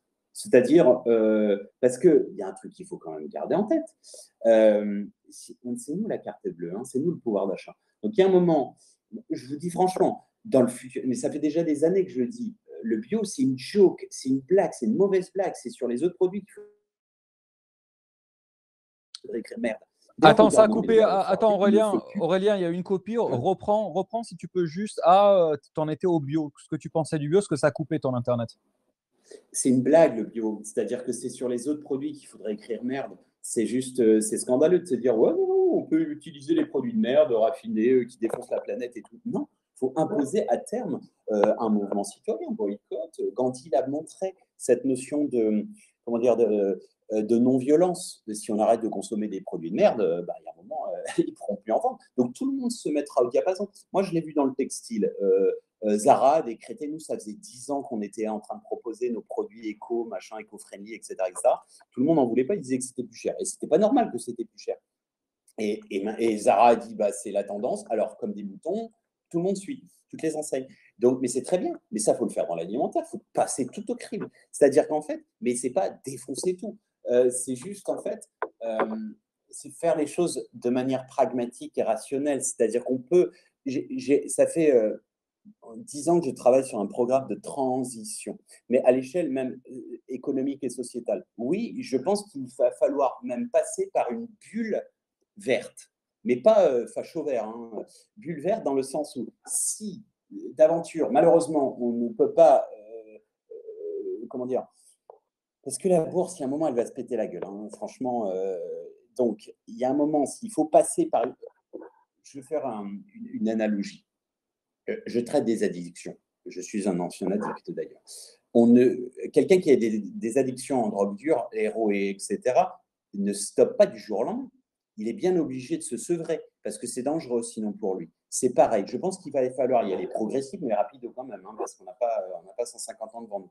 Donc, mais c'est à toutes les échelles qu'il va falloir repasser au crible la notion de conscience et de progrès et de respect du vivant, nature et individu pour le plus grand nombre. Donc ça, évidemment que nous avons une place importante à jouer individuellement, en petite communauté, en consommant moins, mais pas dans le sens frustration et on est des amiches, etc. Et on est contre le progrès. Non, c'est pas ça. En fait, on a tout à la surface de la Terre. C'est juste, c'est pas exploité. L'énergie libre existe depuis 100 ans. On n'était peut-être pas préparé, hein, peut-être qu'on en aurait abusé, c'est-à-dire on a vu ce que faisait le nucléaire, hein, on peut péter des bombes et aujourd'hui elles sont tellement puissantes 1000 fois plus que Hiroshima, on pourrait décimer un pays. Donc, mais tout ça, on l'a quelque part. On a déjà tout à la surface de la planète. C'est juste que c'est super mal réparti. Je vais vous donner un truc assez aberrant. Bon, il date des années fin 90. Le surpoids et la malbouffe aux States, de trop bouffer, coûte, à cause des diabètes et autres, autant de pognon que la malnutrition en Afrique. Bon, c'est une question de quoi? D'application de la loi du milieu. Donc, si tout le monde se réfrène, etc., quand Trump dit non, mais le mode de consommation américain n'est pas négociable, ouais, mais si les Américains consomment comme les States, ouais, ils ont le droit, sauf qu'il faut 5 planètes. Donc, ce n'est pas possible. Donc, à un moment, on va être nécessairement obligé, de gré ou de force, de repartir dans une conscience individuelle. Ce n'est pas parce qu'il y a un buffet que je suis obligé de bouffer comme un gros porc et m'exploser la panse ou je vais me faire du mal au corps. C'est pas parce que je suis dans un hôtel un petit peu de luxe et tout que je vais me faire un sauna et que je suis obligé de prendre 5-10 serviettes ou de changer mes draps tous les jours parce que la femme de ménage passe. Ça, c'est de la conscience. C'est « Ah non, j'en ai pas besoin ». C'est dans l'absolu. Donc ça, en fait, ça passe aussi par l'éducation. Et de gré ou de force, pourquoi j'ai eu cette peine quand j'étais petit? Parce que je savais qu'on allait vivre une période, je vous jure, hein, je ne m'invente pas une vie, évidemment, mais je craignais en fait une apocalypse ténébreuse. Apocalypse, j'ai dit, c'est la levée des voiles. Mais je crains que si jamais il n'y a pas une conscientisation individuelle et collective rapide, en fait, c'est une blague de dire que la Terre est menacée, mais elle n'est pas du tout menacée, c'est l'espèce humaine qui est menacée, c'est notre côté mégalo qui fait qu'on pense que, mais elle va juste tousser, elle va faire 2-3 petits tsunamis façon machin, petit tremblement de terre par-ci par-là, et on dégage, hein. C'est la puce du chien, de l'éléphant qui dégage en deux, et une forme de vie peut revenir dans 65 millions d'années, c'est ce qui s'est passé avec les dinosaures, c'est que dalle pour elle à l'échelle de 4,6 milliards d'années. Donc, ce que je veux dire par là, c'est que degré ou de force, ça veut dire que là, ce virus-là, ou d'autres, sont à venir. Et des problèmes climatiques, il y en aura de plus en plus dès lors que nous n'aurons pas compris la leçon à retenir et l'action derrière, les actions individuelles et collectives. Et après, en fait, si vous voulez, en fait, ce serait intéressant de reprendre tout ce que j'ai dit et de mettre un lien avec, par exemple, la spiritualité, comment dire, la voie du milieu, la co-création, la résonance, l'effet papillon, etc. etc. Tout ça. Donc, si on se dit, ouais, mais si je fais tout seul, pense déjà à toi. Fais déjà à ta petite échelle, déjà un des 4 accords Toltec, l'intention, et j'ai fait colibri, j'ai fait ce qui pensait être juste. Bon, bah, si ça plante à la fin, bah, au moins on aura essayé. Et puis, mais en fait, c'est plus fort que ça. Soit le changement que tu veux voir dans le monde, il y a une dimension métaphysique de résonance fractale holographique. Oula, il a sorti un gros mot, le monsieur. C'est-à-dire qu'en fait, la manière dont chaque individu se comporte, en fait, c'est beaucoup plus complexe et à la fois beaucoup plus simple parce que nous avons à l'intérieur de nous l'intégralité du pattern et du monde. Donc, ça veut dire qu'en fait, c'est pour ça que Gandhi le dit comme tel, Rumi le disait différemment, un grand soufi. Il disait, quand j'étais jeune, j'étais intelligent, je voulais changer le monde. Maintenant, je suis sage, je me change moi-même. Alors, on le connaît tous, c'est cette notion de connais-toi toi-même, etc. Mais pourquoi? Parce qu'il y a une résonance. Résonance, ça veut dire quoi? Ton effet sur toi-même et ta communauté aura un impact sur l'intégralité. Et si on est convaincu de ça, alors des égrégores vont c'est même pas se dessiner parce qu'ils existent déjà, vont être crédités. On va créditer énergétiquement, émotionnellement, et ils vont s'incarner davantage dans la matière. Et si on entretient ce créneau, cet égrégore de la peur, ça part en couille, c'est tous méchants, les médias, les merdias, le gouvernement de l'ombre, etc., en fait, on va aller dans ce sens. Et au final, on entretient. En fait, c'est pas que ça marchera pas, c'est que ça continuera comme tel. Donc, si on est positif, mais c'est pas bisounours du genre je suis niais, je suis naïf et je suis pas conscient des réalités. C'est que non pas que je fasse abstraction, mais je me laisse pas polluer. Rumi, une fois de plus, disait la véritable connaissance, c'est de savoir ce qu'il faut ignorer. Ça sert à que dalle de regarder en boucle BFM ou autre et se faire du mal. Pourquoi ne pas regarder des reportages de ce qui se passe bien dans ce cas-là? Dans le pragmatisme, je vous expliquerai, nous sommes en train de préparer une forme des bonnes idées qui se passe contemporaine et du passé, justement pour ça, pour montrer aux gens qu'il y a des belles choses qui se passent et pour donner cet effet papillon. C'est-à-dire, ça c'est parallèle. Quand vous tenez la porte à quelqu'un, en général, il tient la porte derrière lui. Et même s'il n'a pas l'habitude de la tenir. Donc ça veut dire quoi? Ça veut dire que oui, on a un effet empirique en fait. Mais si on croit définitivement et fermement à cette force d'énergie, parce que c'est bien beau de faire du quantique et machin, le tout petit quantique et se branler avec sans cesse. Vous parlez tout à l'heure. Excuse-moi, Aurélien, il y a eu un problème de connexion et très désolé de dire ça, mais ça a coupé au moment donné où tu prononçais le mot branler en fait. Ah, d'accord. Non, mais c'est par rapport à ce que je disais avant. Ouais, peut-être en fait, il n'a pas les gros mots, donc en fait, il me coupe à chaque fois. Ce que je veux dire, c'est là, avec du quantique et du machin, enfin, de ces théories, si on ne l'applique pas, c'est le même principe que faire des chapelets sans cesse et puis vous sortez dans la rue et vous dites, je ne sais pas, moi, des trucs effarants, sale négro, machin, des trucs méchants, quoi, des trucs qui ne sont pas vibrants, qui ne sont pas dans l'unité. Donc, c'est pareil, en fait, il faut le mettre en application, tout ça. La spiritualité sans application, ça n'a que dalle. Enfin, si, c'est la culture. Mais ces outils qui ne sont pas conventionnels, de la force de la pensée créative, etc., ça va être… Mais pour y croire encore plus, il faut se mettre dans l'action. C'est ça, en fait. L'action, en fait, la co-création, on la présente souvent assez mal. C'est-à-dire qu'en fait, la co-création, il faut vibrer à 2 états. Et ça, d'ailleurs, vous le retrouvez dans la Bible et dans les textes soufis, hein, donc, et Vedanta. En fait, il faut vibrer au niveau du cortex, donc de la conscientisation, de la visualisation, plus l'effet du cœur. C'est-à-dire, vous l'avez dans le verset, je ne sais plus, 106 ou un truc comme ça, et 48. C'est-à-dire qu'il faut le ressentir en tant qu'émotion et au-delà de le visualiser.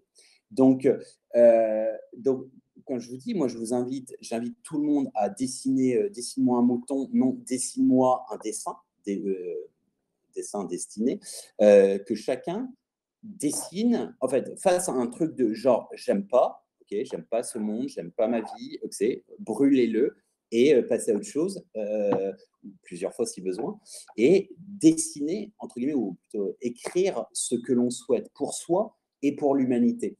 Et dès lors, ça crée des vagues, ça envoie un message à notre inconscient, à l'inconscient collectif, etc., etc. Et c'est pas des fables, hein, c'est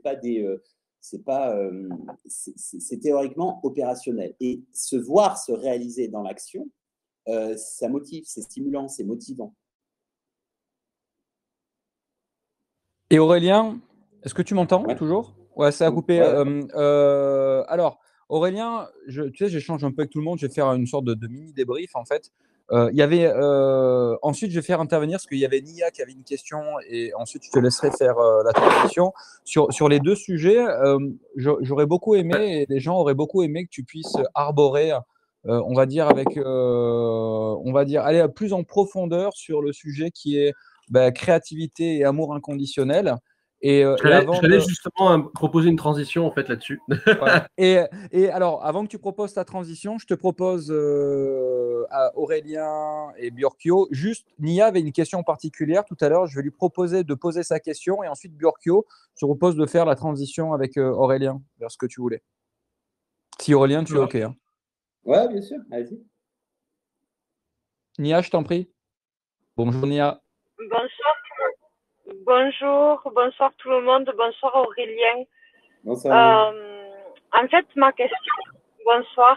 Tout à l'heure, tu parlais de l'espace-temps et de la conscience. Donc, ma question serait, est-ce que l'espace-temps et la conscience sont-ils liés par des passages et des ponts?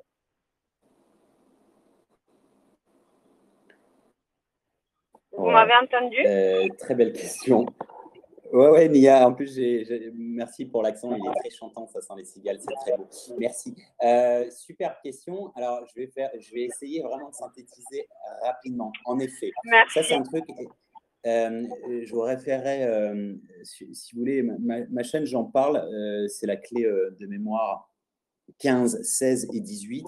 En effet, espace-temps, on ne peut pas le dissocier. OK ? Et malheureusement, on n'a jamais intégré la notion de conscience parce que c'est un tabou. La science, parler de conscience à la science, ils ne savent pas trop aller où, machin, etc. C'est un gros tabou. Donc, mais en effet, espace-temps est nécessairement lié à la conscience parce que et la conscience implique aussi deux choses, sans aller trop loin, c'est la conscience individuelle et la conscience collective. Enfin, la grande conscience, c'est-à-dire l'absolu, qui doit se fragmenter en petites alvéoles, c'est le poumon cosmique, on va dire, qui se fragmente en petites alvéoles, dont nous sommes une infime, enfin, vous êtes une conscience, je suis une conscience, et ainsi de suite. Donc, mais oui, en fait, le temps se déploie dans l'espace. Donc ça, c'est le principe assez binaire de Big Bang, hein. Mais il est activé grâce à la conscience. Il est activé ou reconnu par la conscience. Ça, c'est un autre point. C'est-à-dire que c'est un petit peu la notion, alors quantique, il faudrait expliquer parce que quantique, c'est à l'échelle de l'infini, petit. Mais la conscience, ça n'a pas de taille. Donc, mais alors, sans me dérober, je vais essayer de répondre. Pascal disait une chose très puissante. C'est une sphère dont la circonférence est partout et le centre est nulle part. Et qu'est-ce que ça veut dire? C'est en fait, c'est une métaphore. C'est-à-dire que c'est un pixel par rapport à une sphère de probabilité. Et en fin de compte, il est fort à penser dans cette… je dis fort à penser parce que j'ai toujours dans le multivers, il y a un univers où le multivers n'existe pas. Je ne sais pas si vous aurez compris la joke. Mais en fait, il semblerait, donc je parle au conditionnel, qu'il y ait un multivers. D'accord? Donc en fait, tous les scénarios existent au même moment. Et en fait, c'est là où ça devient intéressant. Ça veut dire qu'en fait, c'est votre fréquence vibratoire qui vous permet d'accéder au scénario. Alors, et vous allez dire, oh, il est barré, le monsieur. Alors, vu que je suis barré, je vais prendre une référence d'un mec pas barré, a priori, qui s'appelle Einstein. Okay, Einstein, la pierre, une pierre en allemand. Il disait en fait une chose extrêmement importante. Il disait, par rapport à cette notion, attendez, il faut qu'elle revienne. Attendez, il disait, ce que nous avons appelé matière, c'est de l'énergie dont les vibrations ont été rendues accessibles au sens. Il n'y a pas de matière, donc ça, c'est la première chose. Et ensuite, il dit, faites… ah mince, d'habitude, elle vient spontanément. C'est un peu comme une poésie, mais là, je ne la retrouve pas. Attendez, elle va revenir, elle est quelque part. Ouais, pardon. Il dit, en fait, tout est énergie, c'est tout. Faites correspondre la fréquence de la réalité que vous voulez et vous ne pouvez pas vous empêcher de l'obtenir. Il ne peut en être autrement. Ce n'est pas de la philosophie, c'est de la physique. Donc là, le passage le plus fort, faites correspondre la fréquence de la réalité que vous voulez et vous ne pouvez pas vous empêcher de l'obtenir. C'est comme si nous avions les scénarios préécrits existants et nous avions un monde à la carte. Vous vibrez positif, vous shiftez, comme on dit en anglais, vous transportez, entre guillemets, dans cette réalité. Mais vous avez des petites NIA qui coexistent dans chacun des univers. Dans un univers ténébreux qui part en sucette, dans un univers qui part dans la 5D et qui est vraiment harmonieuse. Et vous, si chaque matin vous dites « Oh non, non, mais j'y crois plus à ça », vous allez dans un des schémas, c'est-à-dire dans un des métros, on va dire, vous prenez une destination. Tandis que quand vous dites « Allez, j'y crois, je me rebooste, etc. » et vous êtes positif, vous allez dans ce schéma. Mais il n'y a pas d'interférence, entre guillemets.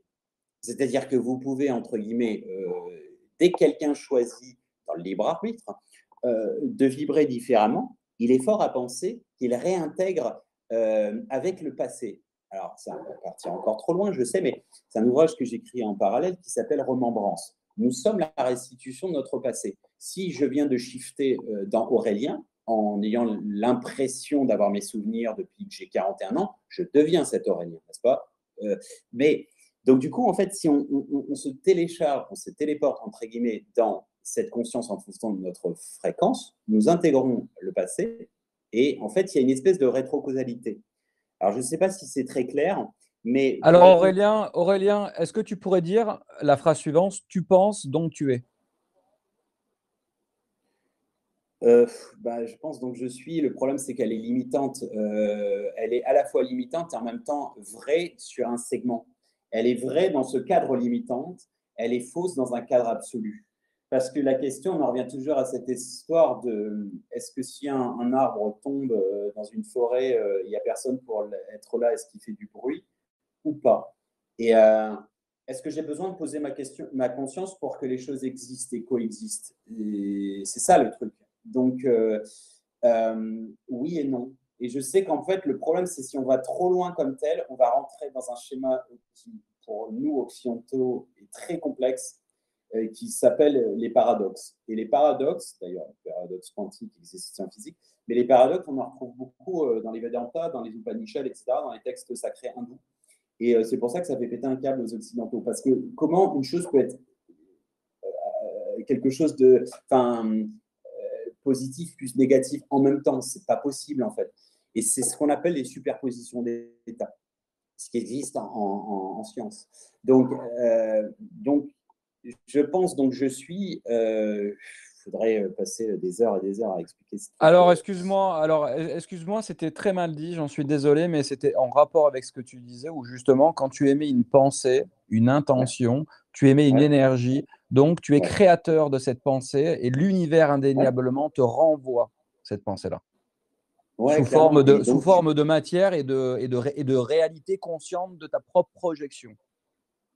C'est ça. Et en fait, et vu qu'il y a une dimension fractale holographique, c'est-à-dire qui reproduit le schéma, nous contenons l'univers et nous sommes contenus dans l'univers. Donc, du coup, en fait, d'où en fait cet état de résonance. Quelqu'un qui serait en paix, en complétude avec ce monde, aurait un impact beaucoup plus important sur ce monde. Parce qu'il n'y a pas de vocation, entre guillemets, à convaincre les autres. Ils sont dans leur bulle. nous sommes chaque individu dans notre propre bulle. Je vais vous donner un schéma, il va falloir s'accrocher quand même. Chaque individu est dans une petite bulle, une bulle de savon. Dès lors qu'il y a une symbiose en communication, c'est-à-dire que c'est comme quand vous collez deux bulles. De bulles, il y a une petite membrane, n'est-ce pas? Ça, c'est le lien qui s'opère, on se comprend, machin, etc. Ça étant, elles sont enchevêtrées, entrelacées. Et en fait, notre univers serait en quelque sorte comme une fleur de vie, mais en 3D. Mais elle est à la fois fractale, c'est-à-dire qu'elle se refragmente de plus en plus, toujours, et elle est holographique, donc elle contient le schéma de l'entièreté. Et en fait, elle est à la fois de plus en plus petite et de plus en plus large, comme un accordéon, ce qui est absolument impossible à conscientiser, mais c'est le schéma divin, en fait. Et en fait, pour revenir, Dieu s'expérimente à travers nous et nous tentons de nous exprimer à travers le divin. Et quelque part, c'est ce jeu qui est intéressant, c'est ce jeu de jeu J-E. C'est que quand je suis, tu n'es plus, quand tu es, je ne suis plus. Et en fait, dès qu'on s'abandonne, entre guillemets, le fameux lâcher prise, s'abandonne, ça ne veut pas dire je fais une sieste, j'en ai rien à foutre. C'est je laisse, je lâche prise, je m'en remets comment dire, à la providence, par exemple. Là, vous êtes dans l'entièreté et dans l'instant présent, qu'il n'y a plus d'espace-temps, en fait. Quand vous êtes, on va donner des exemples un peu plus pragmatiques, parce que sinon, ça, c'est trop philosophique. Quand vous êtes devant un paysage et vous faites un « waouh », genre vous êtes scotché, vous êtes où? Vous êtes absorbé, vous êtes dans l'entièreté, vous êtes le paysage, vous êtes machin. Quand vous faites l'amour, pareil, vous êtes dans la complétude, vous abandonnez. C'est pareil. En fait, là, on a recouvré l'unité et le temps s'est absenté. Quand deux amoureux se bécotent et sont dans leur bulle, oh tiens, il est déjà stop, parce que le temps s'est évaporé. Donc, on est dans une éternité, baptisée avec un H, éther, de quintessence, le cinquième élément, le ki, le chi, peu importe comment on l'appelle, prana. En fait, on peut sortir de l'espace-temps, grâce notamment à ça. Du coup, en fait, pour revenir à cette question de l'espace-temps, il est nécessairement lié à la conscience. Et en fait, la conscience individuelle et la conscience divine. Mais la conscience individuelle tend et est invitée à retrouver la conscience divine. Je ne sais pas si c'est clair. Mais... Non, c'est très clair. Et justement, il y a quelqu'un qui me posait la question. Est-ce que tu pourrais arriver à répondre d'une manière très simple, ou même si tu as envie d'aller dans les profondeurs, tu peux y aller, tu es le bienvenu. Qu'est-ce que l'amour conditionnel? Qu'est-ce que pour toi est l'amour inconditionnel? Pardon, excuse-moi. Oh là là, mon Dieu, je fais... Oui, parce qu'en fait, je trépigne d'impatience depuis tout à l'heure que tu parles de ça. J'adore l'amour inconditionnel. Bah, moi, je déteste ça. Non, en fait, l'amour inconditionnel, bon, c'est assez simple. C'est que déjà, c'est sans condition. Ah bon, on avait besoin de toi pour savoir. Non, en fait, c'est aimer sans attendre rien en retour. Alors déjà, il y a une grosse... faudrait qu'on soit plus précis déjà dans les termes, parce que l'amour, ça veut tout et rien dire. J'aime les frites. C'est pas la même chose que j'aime mes parents et j'aime ma femme. C'est un peu différent quand même. Je préfère les frites. Des frites. Non, plus sérieusement, en fait, déjà, ce concept, il est plus... Enfin, il y a une notion d'apprécier. Mais en fait, sans rien attendre, ça veut dire aussi sans comparaison. C'est-à-dire, j'ai plusieurs enfants, je ne commence pas à me poser la question « Ah, je préfère ma fille que mon fils ». Donc ça, c'est inconditionnel. C'est-à-dire qu'on n'a pas de condition. On n'a pas de regard sur « Ah, c'est vrai que quand... j'aime pas, il a ses défauts et tout ». Il est comme il est, parce qu'il n'y a pas de perfection. La perfection est divine, donc on n'est pas de ce monde. En fait, c'est aimer les petits défauts. Ça ne veut pas dire qu'on les surkiffe, mais on les tolère, en fait. En fait, c'est cette notion-là qui est importante dans l'amour inconditionnel, c'est le fait de tolérer. C'est-à-dire, alors, si on pousse le vice, il y a des exceptions qui confirment la règle, hein, comme on dit tout le temps dans la grammaire française, qui est un non-sens d'ailleurs. Mais aimer un tortionnaire, un génocidaire, c'est quand même très compliqué, d'accord? On est bien d'accord. Donc là, on coupe déjà le truc, c'est plus si inconditionnel, n'est-ce pas? C'est pas binaire, c'est pas je suis amour inconditionnel, je suis bisounours et je fais des câlins d'amour à Hitler, ça n'a rien à voir, bien entendu. C'est-à-dire, vous pouvez en revanche tolérer une forme parce que vous comprenez la complexion du monsieur, la complexion de son enfance. Le mec, c'est un psychopathe. Le mec, absence du père, etc. Viol, etc., etc. Ça ne veut pas dire que vous excusez tout, mais c'est de l'empathie à la base. En fait, l'amour inconditionnel est lié nécessairement à la compassion et à l'empathie. Et l'empathie, c'est quoi? C'est la capacité à se projeter dans le système intégré de l'autre. Il a eu ses traumas, il a cette culture, il vient de là, etc. etc. Donc, vous comprenez pourquoi il réagit comme tel. Et bon, l'empathie, nous, on l'enseigne ici à Ballier. On l'enseignera. La Belgique l'a mis en cours. Le Danemark également, il y a quelques années. C'est une évidence, ce sera dans le futur. C'est un des ciments pour une société plus tolérante. Et Aurélien, excuse-moi, et on est d'accord, l'empathie, dans ta signification à toi, c'est être capable de se mettre à la place de l'autre sans forcément avoir vécu cette même expérimentation. C'est ça, en fait, on n'est pas… Mais alors, exactement. C'est-à-dire que même, en fait, ce que nous avons présentement, on n'est pas obligé d'avoir été un meurtrier pour comprendre les sensations d'un meurtrier et pour savoir que ce n'est pas bien, on est bien d'accord. Donc, nous pouvons nous enrichir des écueils de l'humanité, en tant que patrimoine de l'humanité. En fait, on est dans cette émergence globale, sociale, sociétale, à tous les égards. Donc, on n'est pas obligé… vous regardez un film, vous avez de l'empathie. Vous chialez de temps en temps parce que, j'en sais rien… une injustice, une maladie, etc. Peut-être vous n'avez jamais vécu ça, peut-être vous n'avez jamais été confronté, mais vous avez de l'empathie. Je vais vous dire, moi, quand je crée les personnages, mais c'est complètement barré, hein, je chiale. Ils vivent, ils vibrent, ils correspondent à des archétypes. Ils n'existent pas, ils sont dans ma tête, mais ils correspondent à Roméo et Juliette, jamais existé. Mais il y a forcément un cas en Iran, j'en sais rien, au Turkménistan, j'en sais rien, dans les 4 coins du monde de tous les temps. Ça a toujours existé, ça. À différents égards. Donc, oui, l'empathie, c'est en fait notre capacité sensorielle, émotionnelle à ressentir à l'extérieur de nous des émotions à travers des stimuli, ce qui nous différencie de la machine et que l'intelligence artificielle ne pourra jamais, n'est-ce pas, monsieur Elon Musk, jamais reproduire. D'accord? Et donc, l'empathie, c'est en fait, pour revenir plus sur cette notion d'amour inconditionnel, c'est très vaste. Alors, quand je dis apprécier, c'est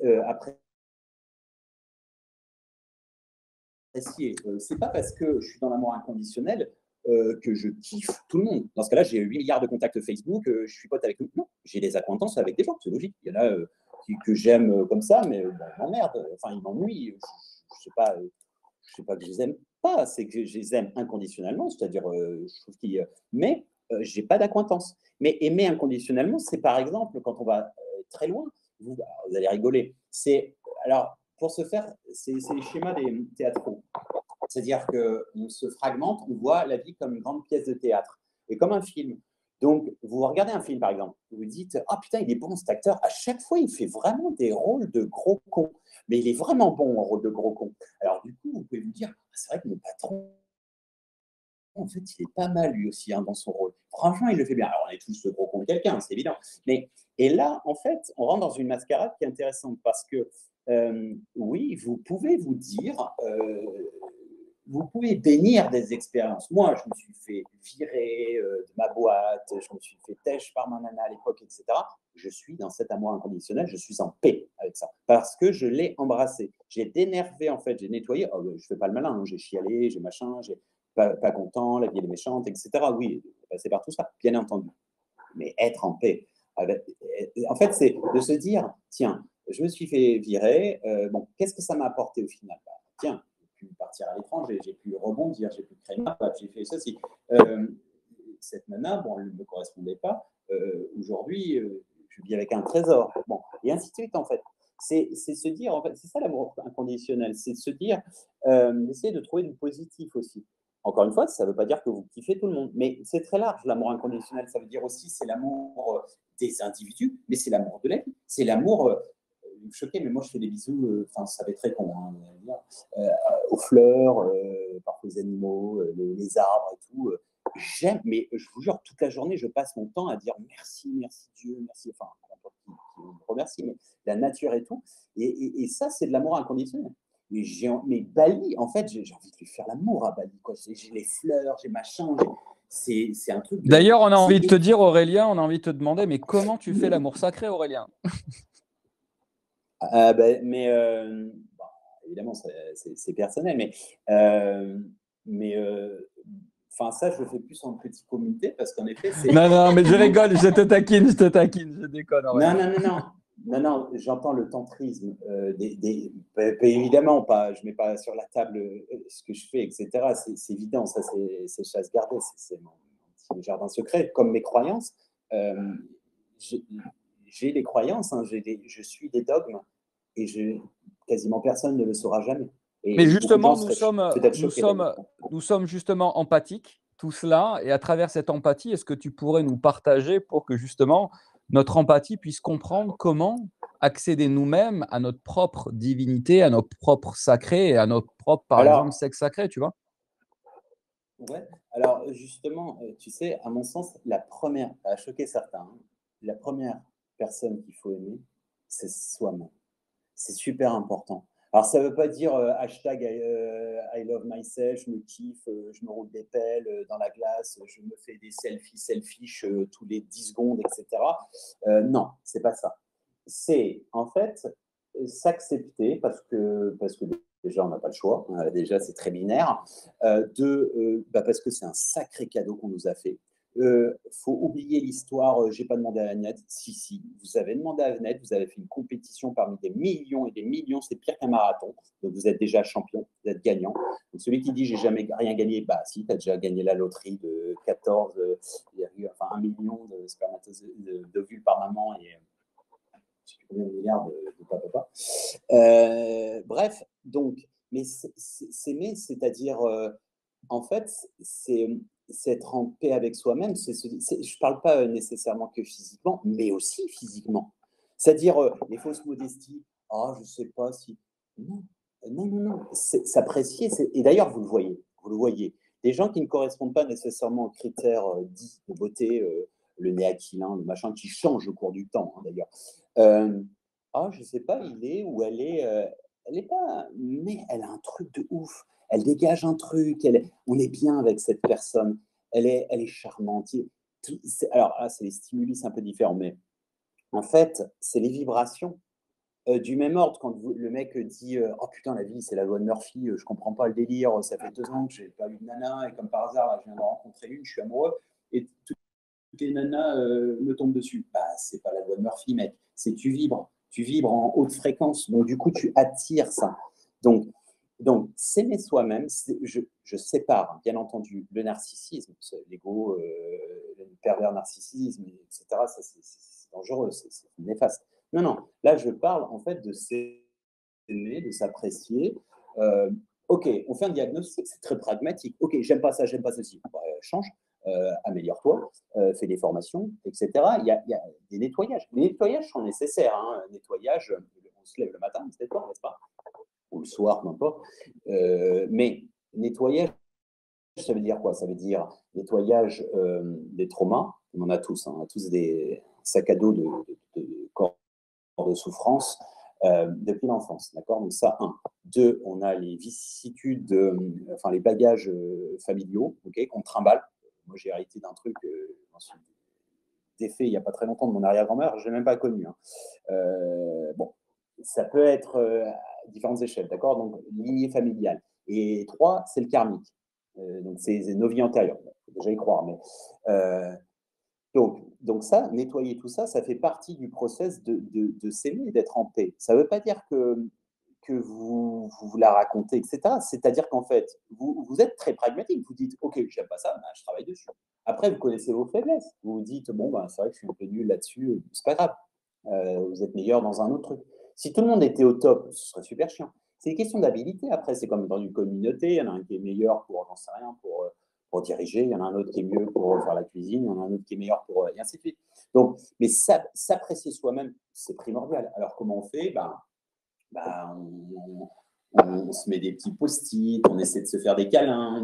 Mais ça, en fait, tout ça, c'est lié. C'est-à-dire qu'en fait, il y a aussi tout un schéma, théoriquement, qu'il faut travailler avec l'enfant intérieur. L'enfant intérieur, en fait, il est primordial parce qu'en fait, je vais sortir un phrase de la Bible qui dit, c'est Matthieu 19-14, mémoire, peu importe, « Venez, laissez venir à moi les petits enfants, le royaume des cieux est pour ceux qui leur ressemblent. » Ça veut dire quoi? Ça veut dire en fait, c'est la candeur, parce que l'enfant, il est 0 à 3 ans, il ne peut pas produire de haine. Et en fait, il est très proche de la source, il est très proche de l'âme, et l'âme divine, en fait, l'âme du monde. Donc, du coup, en fait, travailler sur l'enfant intérieur, c'est-à-dire maman m'a trop donné d'amour, papa m'a pas donné assez, et ainsi de suite. Et là, en fait, on reparamètre tout notre rapport au monde. Pourquoi je suis toujours dans des espèces de relations néfastes, nocives, pourquoi ceci, cela, pourquoi j'ai des telles préférences, etc. Et, ou bien des non-reconnaissances, des absences d'amour, vous allez être très enclin à problème de TCA, des troubles comportement alimentaire, beaucoup aussi dans la quête du fric. Pourquoi? L'argent, c'est une émotion. Donc, beaucoup vont être dans la volonté de retourner le monde, quoi, pour avoir, entre guillemets, la compassion de ce qu'ils n'ont pas eu de reconnaissance des parents, etc., d'autant quand ils sont décédés. Et on peut parler avec les défunts aussi, pour recoller les bouts, les morceaux, etc. Donc, comment accéder à cette complétude? En fait, ça passe par un boulot, hein. C'est-à-dire qu'en fait, il y a deux choses. C'est un état d'esprit et une discipline. Alors, discipline, c'est pas yes sir, comme un. Non, en fait, quand vous refaites sortir des trucs, ça fait mal, hein, ça fait pleurer, ça fait mal au ventre, il y a des traumas qui. Mais vous pouvez très bien vivre avec une compresse dans votre ventre, hein, si l'opération s'est mal passée. Vous pouvez vivre, mais c'est gênant. Donc, du coup, quand vous réouvrez, ça fait mal, il y a une cicatrice, etc. Il y a une période de rétablissement, etc. etc. Donc, ouais, il faut vouloir, il faut avoir une putain de volonté, et puis aussi, en fait, y prendre du plaisir. Et là, ça devient beaucoup plus facile. Donc, nettoyer tout ça, ça fait le principe de la Maya. Hein. Et on a tous, déjà, en fait, ça détend de se dire qu'on a tous des traumas. Okay. Quand je vous dis, je suis en paix, je suis un ancien alcoolo et addict, d'accord, suicidaire. À 17 ans, pendant 1 an, j'ai voulu me suicider, d'accord. J'en suis. Alors, je ne sais pas que je fais la fête avec ça, évidemment. Mais qui mieux qu'un ancien dépressif peut aider les gens dans la dépression? Qui mieux qu'un ancien toxico? Donc, voilà. Et en fait, on peut épouser, entre guillemets, embrasser la vie en tant qu'expérience. Et c'est ça, en fait, de se dire, on était là pour comprendre, en fait. Alors, vous allez me dire, ouais, mais j'ai perdu dans l'extrême, oui, on a perdu des membres, on a tous eu des choses dramatiques. J'imagine aller dire ça à un pauvre Syrien dont la maison a été décimée, toute sa famille tuée. Enfin, on est d'accord. Ne rentrons pas dans des extrêmes, sinon c'est très compliqué et on peut tout défoncer. Tout ce que j'ai dit depuis le début, on peut le défoncer très rapidement.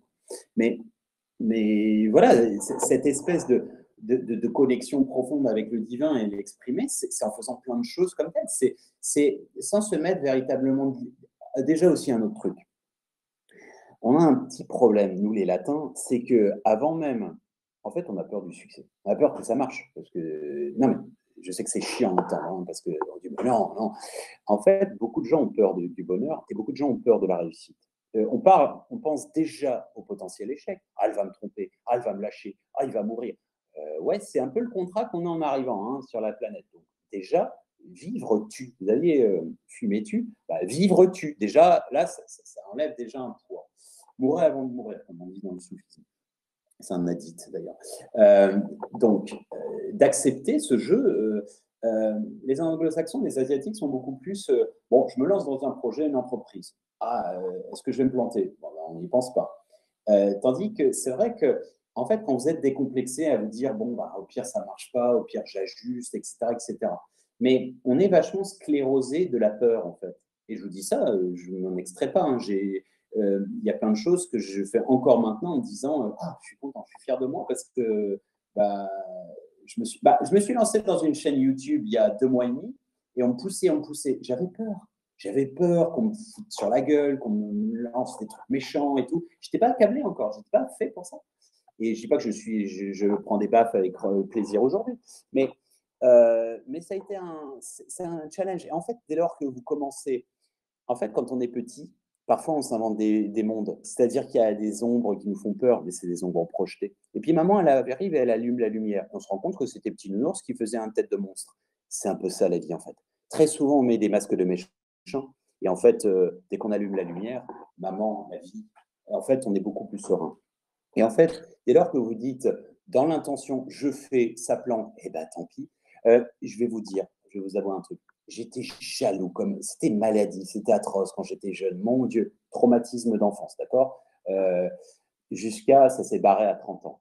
Mon Dieu, mais quelle horreur, quelle horreur! Mais je me faisais des films, des trucs et tout, mais c'est un cancer. Hein, c'est la prison, c'est un enfermement. Je vivais en enfer dans ces moments-là, j'entends. Mais débile quoi. Aujourd'hui, je suis complètement serein.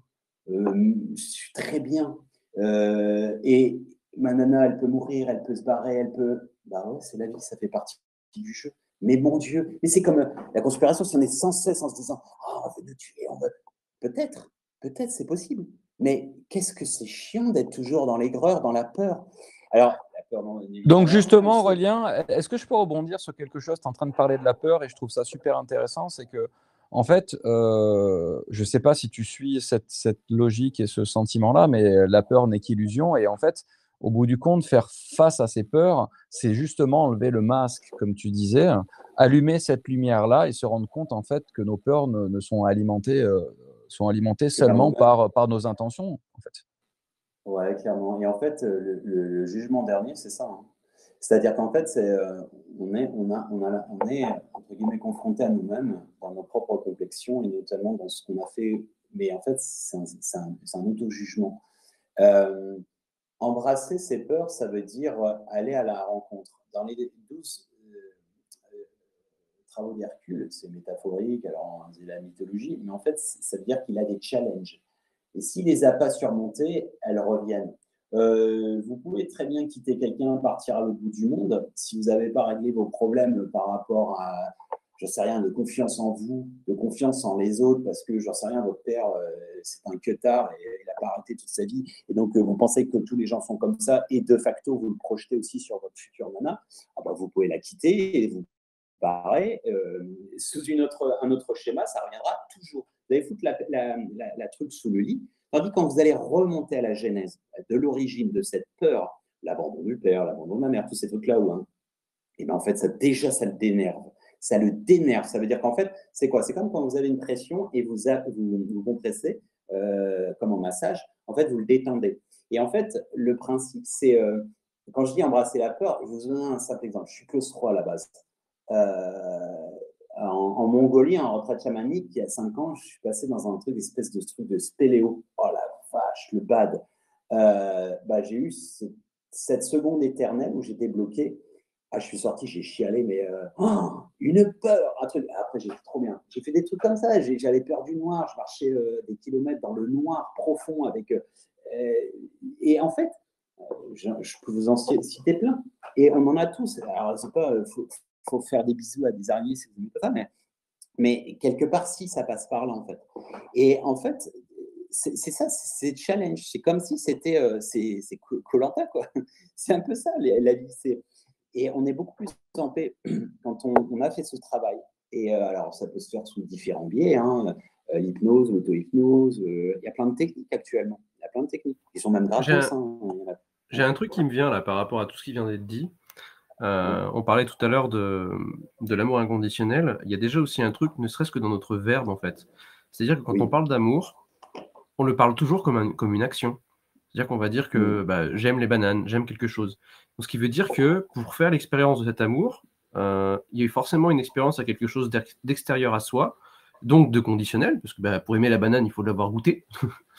Et alors que finalement, quand on veut véritablement toucher du doigt le divin, l'amour inconditionnel, c'est finalement, on en revient quasiment tout le temps, enfin je trouve très souvent écartelé à tout dit, c'est le pouvoir de l'instant présent. Quand tu es dans l'instant présent, tu es dans cet état d'amour inconditionnel en fait. Parce que justement, tu ne peux qu'être amour de cet état de gratitude et de béatitude face à simplement le simple fait de reconnexion à cet état de conscience qui expérimente en fait tout ce qu'on peut expérimenter dans la matière. Et l'autre truc, par opposition, finalement, la peur n'est jamais dans le présent. Quand on dit on a peur on a peur d'être coincé dans un ascenseur, En fait, on a peur parce qu'on s'imagine à ce scénario et on s'imagine à être dans un état de torpeur et qu'on va perdre pied, etc., etc.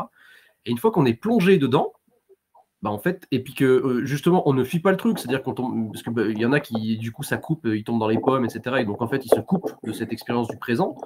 Mais en psychologie, on l'utilise beaucoup, notamment dans les thérapies TCC, pour faire, par exemple, ce qu'on appelle du flooding, c'est-à-dire qu'on expose la personne à sa pire peur.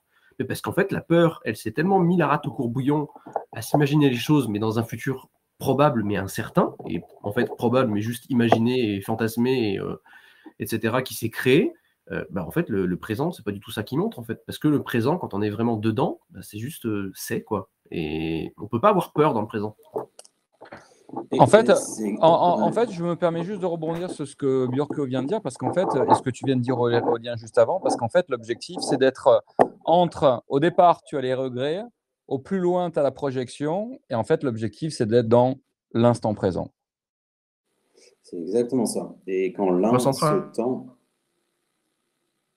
Je suis d'accord avec vous, mais en même temps, il y a un petit truc, moi, qui m'interpelle dans tout ce que vous dites, c'est que d'un point de vue thérapeutique, vivre l'instant présent, c'est super, mais pour ceux qui ont, comme tu disais tout à l'heure, Aurélien, des valises extrêmement lourdes qu'ils n'ont pas réussi à déposer au préalable, alors que ce soit voilà, des histoires familiales, des choses comme ça, ou même des traumas personnels, pour beaucoup qui n'ont pas réussi à enlever cela, l'instant présent peut être complexe, puisqu'en fait, cette peur les suit en permanence, en fait.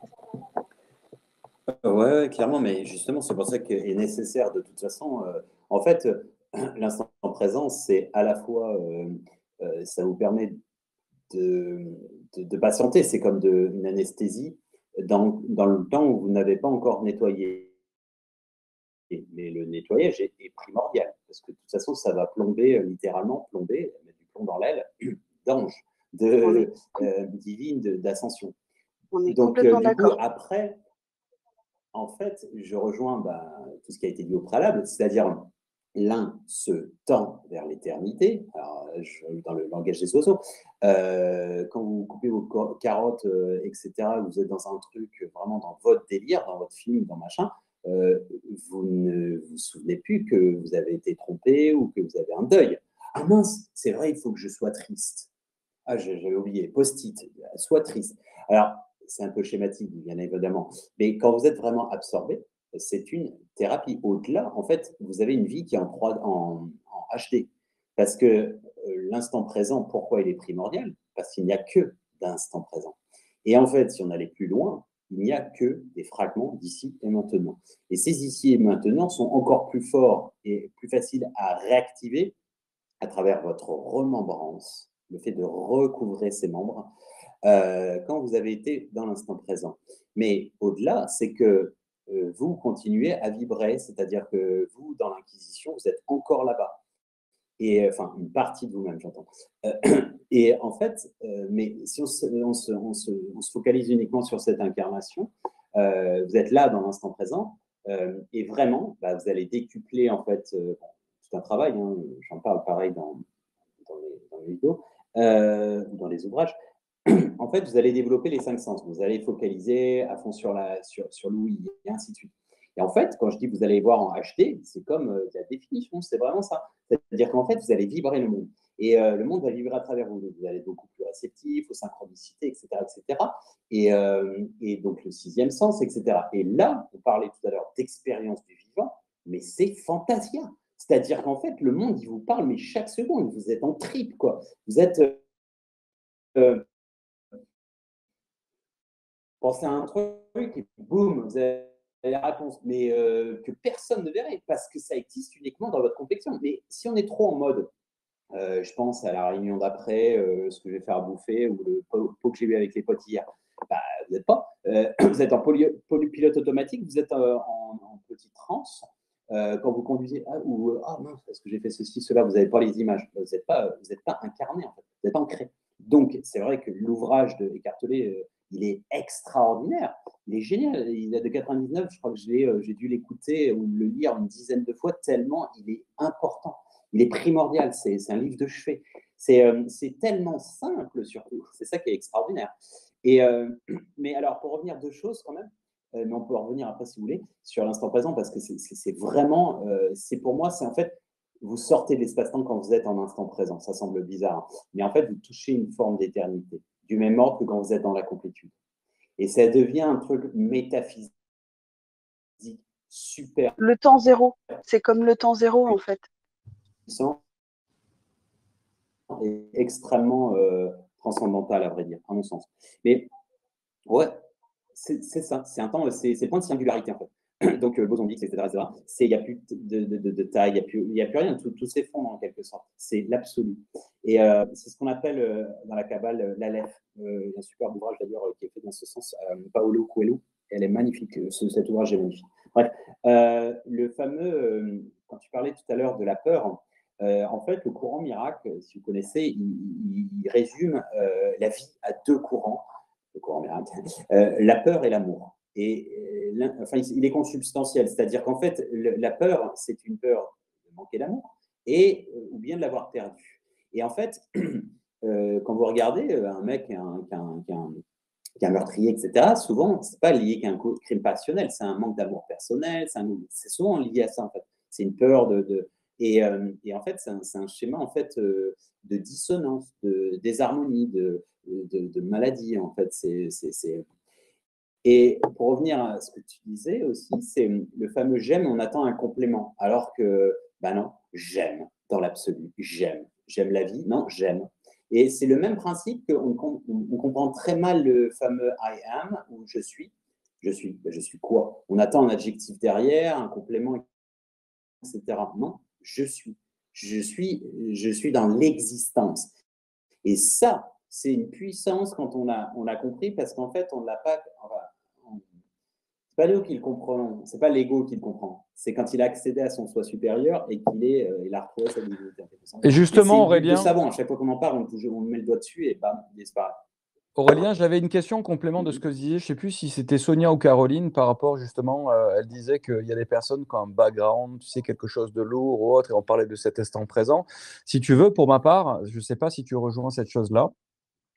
J'ai toujours eu l'impression que justement pour accéder, comme j'ai pu aujourd'hui à mes 41 ans, à cet instant présent, c'est comme s'il fallait au préalable en fait qu'on purge une forme de karma, si tu veux, qu'on cicatrise, on va dire, pas toutes nos blessures, mais on va dire les plus importantes, pour que on puisse à un moment donné, en conscience, en ultra, en supraconscience, justement comprendre ce que représente l'instant présent par l'expérimentation et la, on va dire, purification ou purgeage de karma, tu vois, parce qu'on est là pour ça aussi, je pense. Ouais, clairement. Alors, ouais, comme la notion d'épreuve et puis aussi d'émotion, c'est-à-dire notre ressenti. Ah, ça coupe, on t'entend plus, Aurélien. Ouais, la connexion est très mauvaise là, on t'entend plus. Ça coupe. Peut-être essaie de sortir et rentrer si tu veux, comme tu as fait tout à l'heure.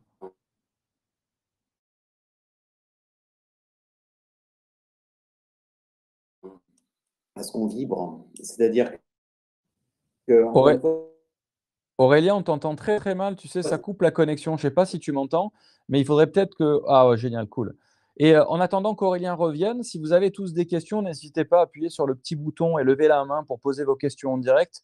Parce qu'Aurélien, je pense que va rester dans l'émission jusqu'à 23h30. Donc, si vous avez des questions particulières, n'hésitez pas à intervenir. Voilà, Aurélien est revenu, c'est parfait. Aurélien, si tu veux reprendre la parole, la connexion sera peut-être meilleure.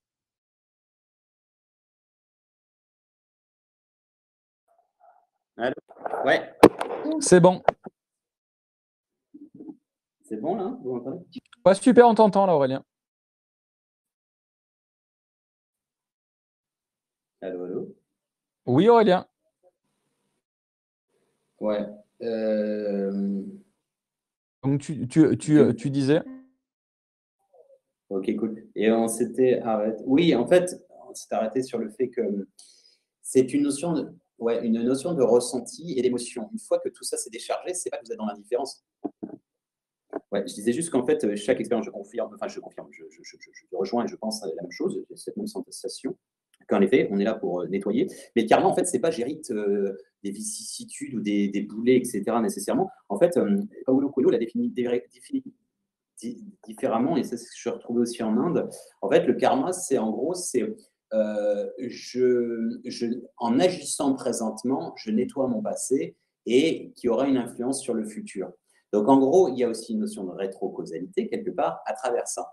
Et ça, c'est intéressant comme schéma. C'est pas du genre j'ai une vie de merde parce que j'ai fait justement des choses mauvaises dans le passé. C'est que présentement, je peux faire des choses belles. Du coup, implicitement, non seulement j'ai de l'expérience à savoir ce que je suis profondément et pas ce que je ne veux pas être. Et en fait, donc du coup, je suis en paix avec ce schéma, avec cette expérience, avec d'où ce truc. Je vous dis, une fois que vous avez outrepassé un trauma, vous le bénissez en quelque sorte, parce que ça vous agrandit. Mais bon, il faut avoir quand même nettoyé le bignou, hein, parce que c'est sûr que, je sais pas, un truc assez fort, un accident, je sais pas, un licenciement, etc., tout ça, une injustice, quelqu'un qui vous a arnaqué, etc., ça peut être. Mais de dire, une fois que vous êtes en paix et que vous n'avez plus cette d'émotion négative à cet égard, vous l'avez pris comme une expérience de vie. Mais on l'a, en fait. Si on regarde ce schéma de regarder un film et d'avoir compris un truc à travers un film, bon, alors c'est sûr qu'on est moins, on est moins confronté quand c'est pas nous, mais ou l'expérience de quelqu'un d'autre, mais on peut en tirer une substance en fait. Et vous m'entendez? Je parle tout seul. Non, c'est si on t'entend. C'est vrai que ça hache un petit peu de mon côté, mais je sais pas, j'ai une mauvaise connexion. Ça coupe beaucoup. Ça coupe beaucoup. Oui. C'est vrai que là, depuis peut-être une minute, Aurélien, ça avait un petit peu plus coupé que tout à l'heure. C'est vrai, il y a eu des coupures, on t'a entendu, ça a coupé, mais bon, ouais, c'est peut-être la connexion Internet qui fait ça, je pense, de ton côté. Ok.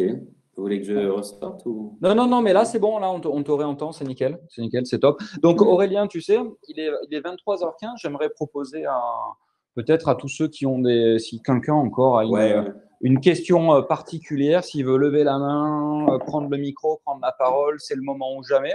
Parce que ça fait depuis déjà presque maintenant, on est quoi, 21h, 22h, ouais, presque 2h15 que tu es là. Tu nous as complètement hypnotisés. C'est pour ça que moi, j'arrivais même pas à faire la transition question, et au bout du compte, on a un peu envoyé toutes les questions au fur et à mesure de nos échanges. Donc voilà, je vais proposer à chacun, si vous avez encore des questions, n'hésitez pas à intervenir.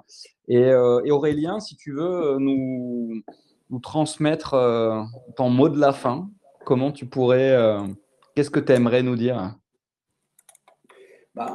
C'est toujours un peu, comment dirais-je, solennel, et j'aime pas ce côté solennel, j'aime bien le à suivre, moi, j'aime pas les fins, donc parce qu'il n'y a pas de fin. J'aime toujours cette belle petite phrase de Petit Prince, mon grand mentor, qui dit « Fais de ta vie un rêve et de ce rêve une réalité ». Et en fait, on a tous besoin de tout le monde. En fait, on a besoin de continuer à rêver. Et, moi, en fait, j'ai besoin de tout le monde. Je vous dis franchement, de temps en temps, je fais comme tout le monde, je fais de la merde. Je dis, allez tous vous faire foutre, monde de merde et tout. Et je le dis, hein, ça arrive une fois tous les 3-4 mois. Ça ne dure pas longtemps, hein. Mais j'ai besoin des gens. On a besoin de mutuellement se solidariser, de recroire aux belles histoires. Oui, c'est compliqué, mais de se dire, allez, on fait, j'en sais rien moi, un hashtag ça va bien aller, hashtag, j'en sais rien, de choses en fait positives, et de se dire, ouais, on le construit, quoi, mais on y va, quoi, vraiment. Et de toute façon, on n'a rien à perdre. Si on dit que c'est plié, c'est plié. Mais je pense qu'il est sage, à mon sens, de conserver l'espoir, même si c'est difficile, et encore une fois, de s'aider mutuellement. Ça coûte pas grand-chose, un sourire, un petit geste tendre avec quelqu'un, petit coup de fil à, je sais pas, quelqu'un qui en a besoin, etc.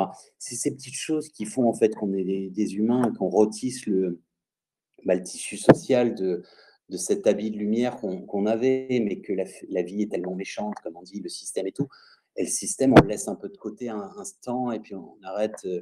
Et de recroire, c'est primordial à mon sens, parce que c'est comme ça qu'on va pouvoir élever nos fréquences et montrer qu'on est apte à passer justement la deuxième, à savoir cette nouvelle ère qui est justement dans une vision plus collective, une conscience collective, et puis avec des hautes vibrations, etc., etc. Et donc de se dire, de se rassurer, il y a une providence, il y a un truc, on est soutenu, etc. Et de se soutenir, de se préserver, d'avoir des cercles de personnes qui sont équilibrés, ça ne veut pas dire vous rejetez nécessairement les gens qui ont des problèmes, c'est pas ça, mais faut savoir en fait se ménager. C'est important, et moi, je l'ai dit tout à l'heure, mais je suis profondément convaincu que cette ère, que certains qualifient d'Armageddon, d'Apocalypse, Caligula, etc., Yuga, pardon. C'est un passage en fait, et de se dire voilà, c'est une zone de turbulence, mais c'est l'humanité qui doit retrouver son humanité, et ça passe vraiment par des petites choses. On n'est pas forcément obligé de devenir un nouveau prophète, etc. Juste honorer le vivant, l'exprimant, c'est-à-dire les petits plaisirs de la vie, une fleur, main dans la terre, marcher, rire d'un enfant, une chanson, enfin, petit plaisir simple en fait. Et quelque part, dans les yeux d'un enfant, la vie, elle est, comment dire, il n'y a pas de casse-tête chinois, les grands, c'est vrai qu'ils ont tendance à se faire des nœuds dans la tête, pardon, et ouais, qui fait les casse-têtes chinois, et c'est vrai que parfois, c'est assez simple, en fait, ça peut être très, très simple si on veut que ce soit très, très simple. Et donc, voilà, il n'y a pas vraiment de confusion, parce qu'il n'y a pas de confusion. Et puis, encore une fois, ça, c'est un ressenti, c'est un état du moment, c'est un état d'âme, simple état d'âme d'un petit gamin de 41 ans qui rêve encore très, très fort, et voilà, et qui est convaincu qu'on va, enfin, perso, je vais choisir le tunnel où ça va bien. Voilà.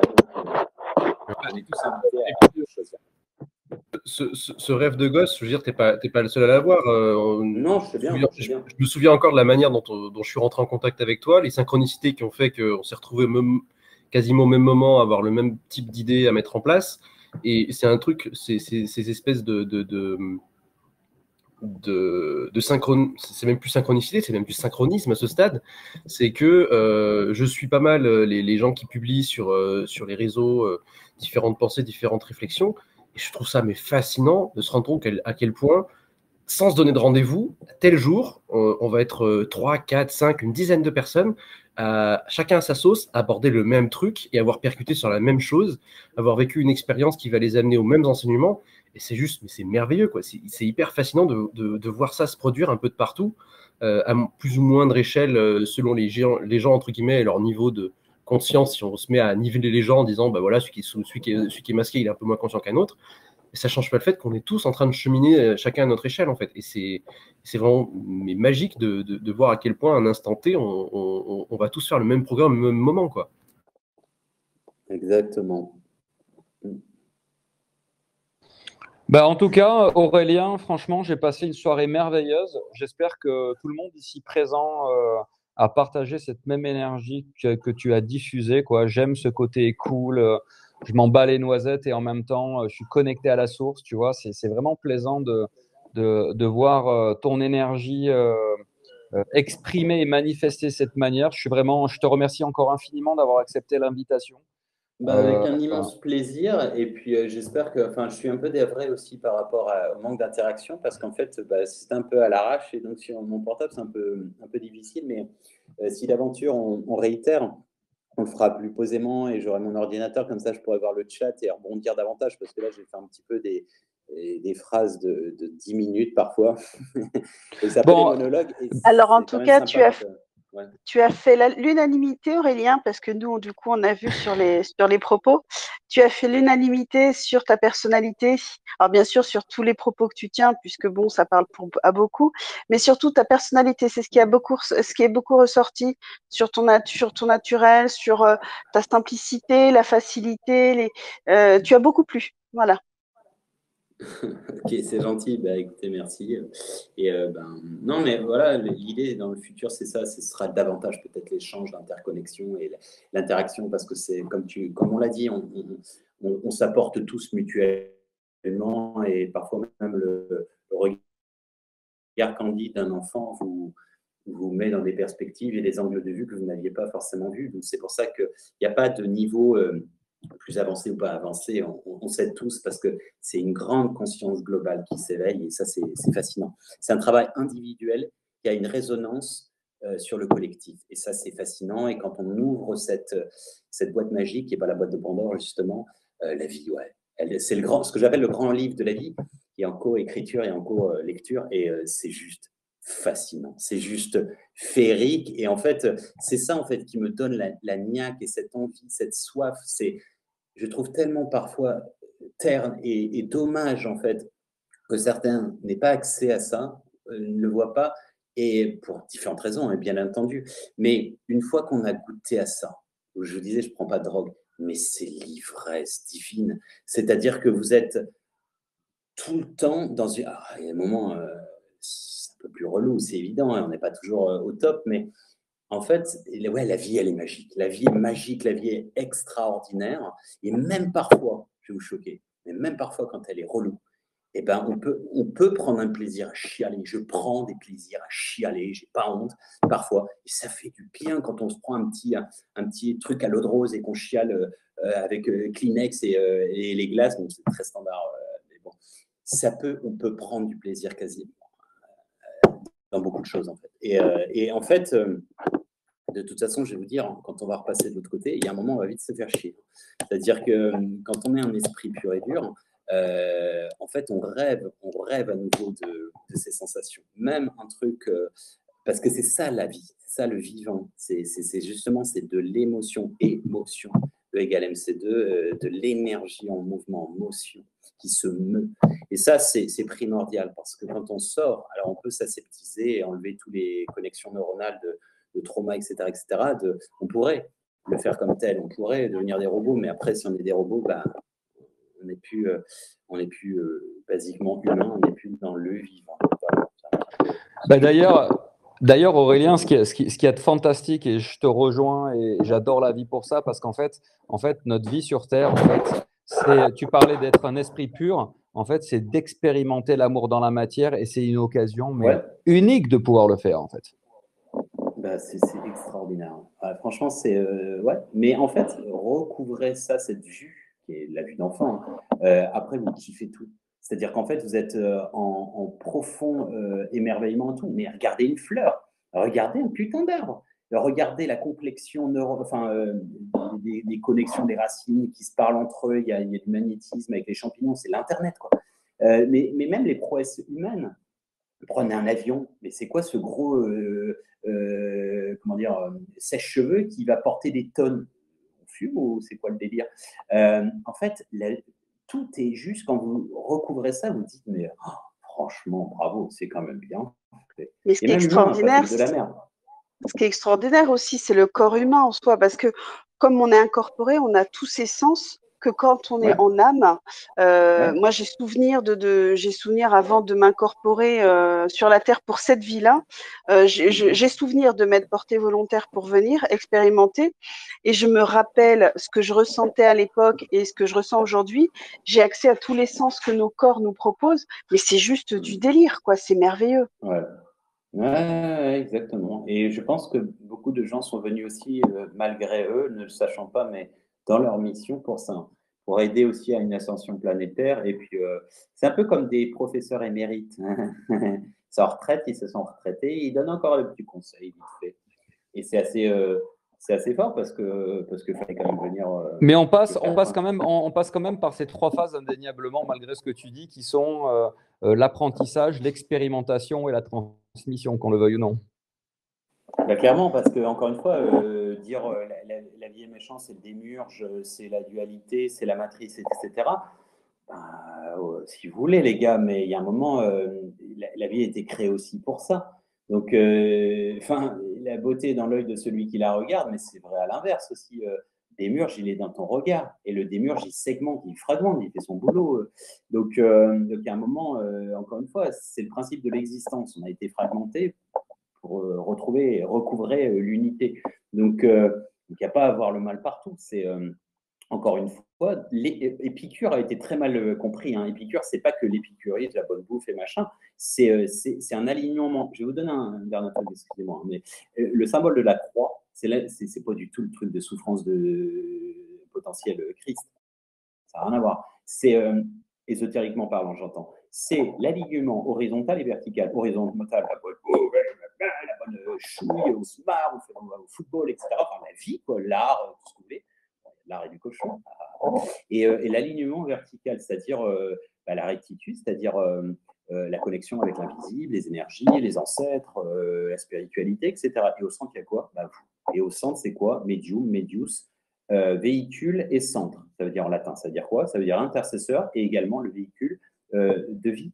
Donc, nous sommes au centre de nous-mêmes, se concentrer, tout le cheminement de la méditation. Donc, et cet alignement de complétude, c'est ça. C'est pas je suis complètement perché, barré, machin, et en gros, dès que je dis un truc, personne ne capte, et puis j'en rigole et je me dis tellement ignorant, ils sont cons, etc. Ou bien je suis aussi complètement à l'état juste matériel, type comme je vous ai dit en Chine, j'ai beaucoup vu, je consomme, j'écrase tout le monde, je m'en fous, il n'y a que le pognon. Bon, c'est un choix de vie, hein. C'est pas un truc, c'est bien, c'est pas bien, c'est juste c'est une invitation que nous avons tous subtilement, et une fois qu'on a retrouvé ça, ouais, c'est extraordinaire.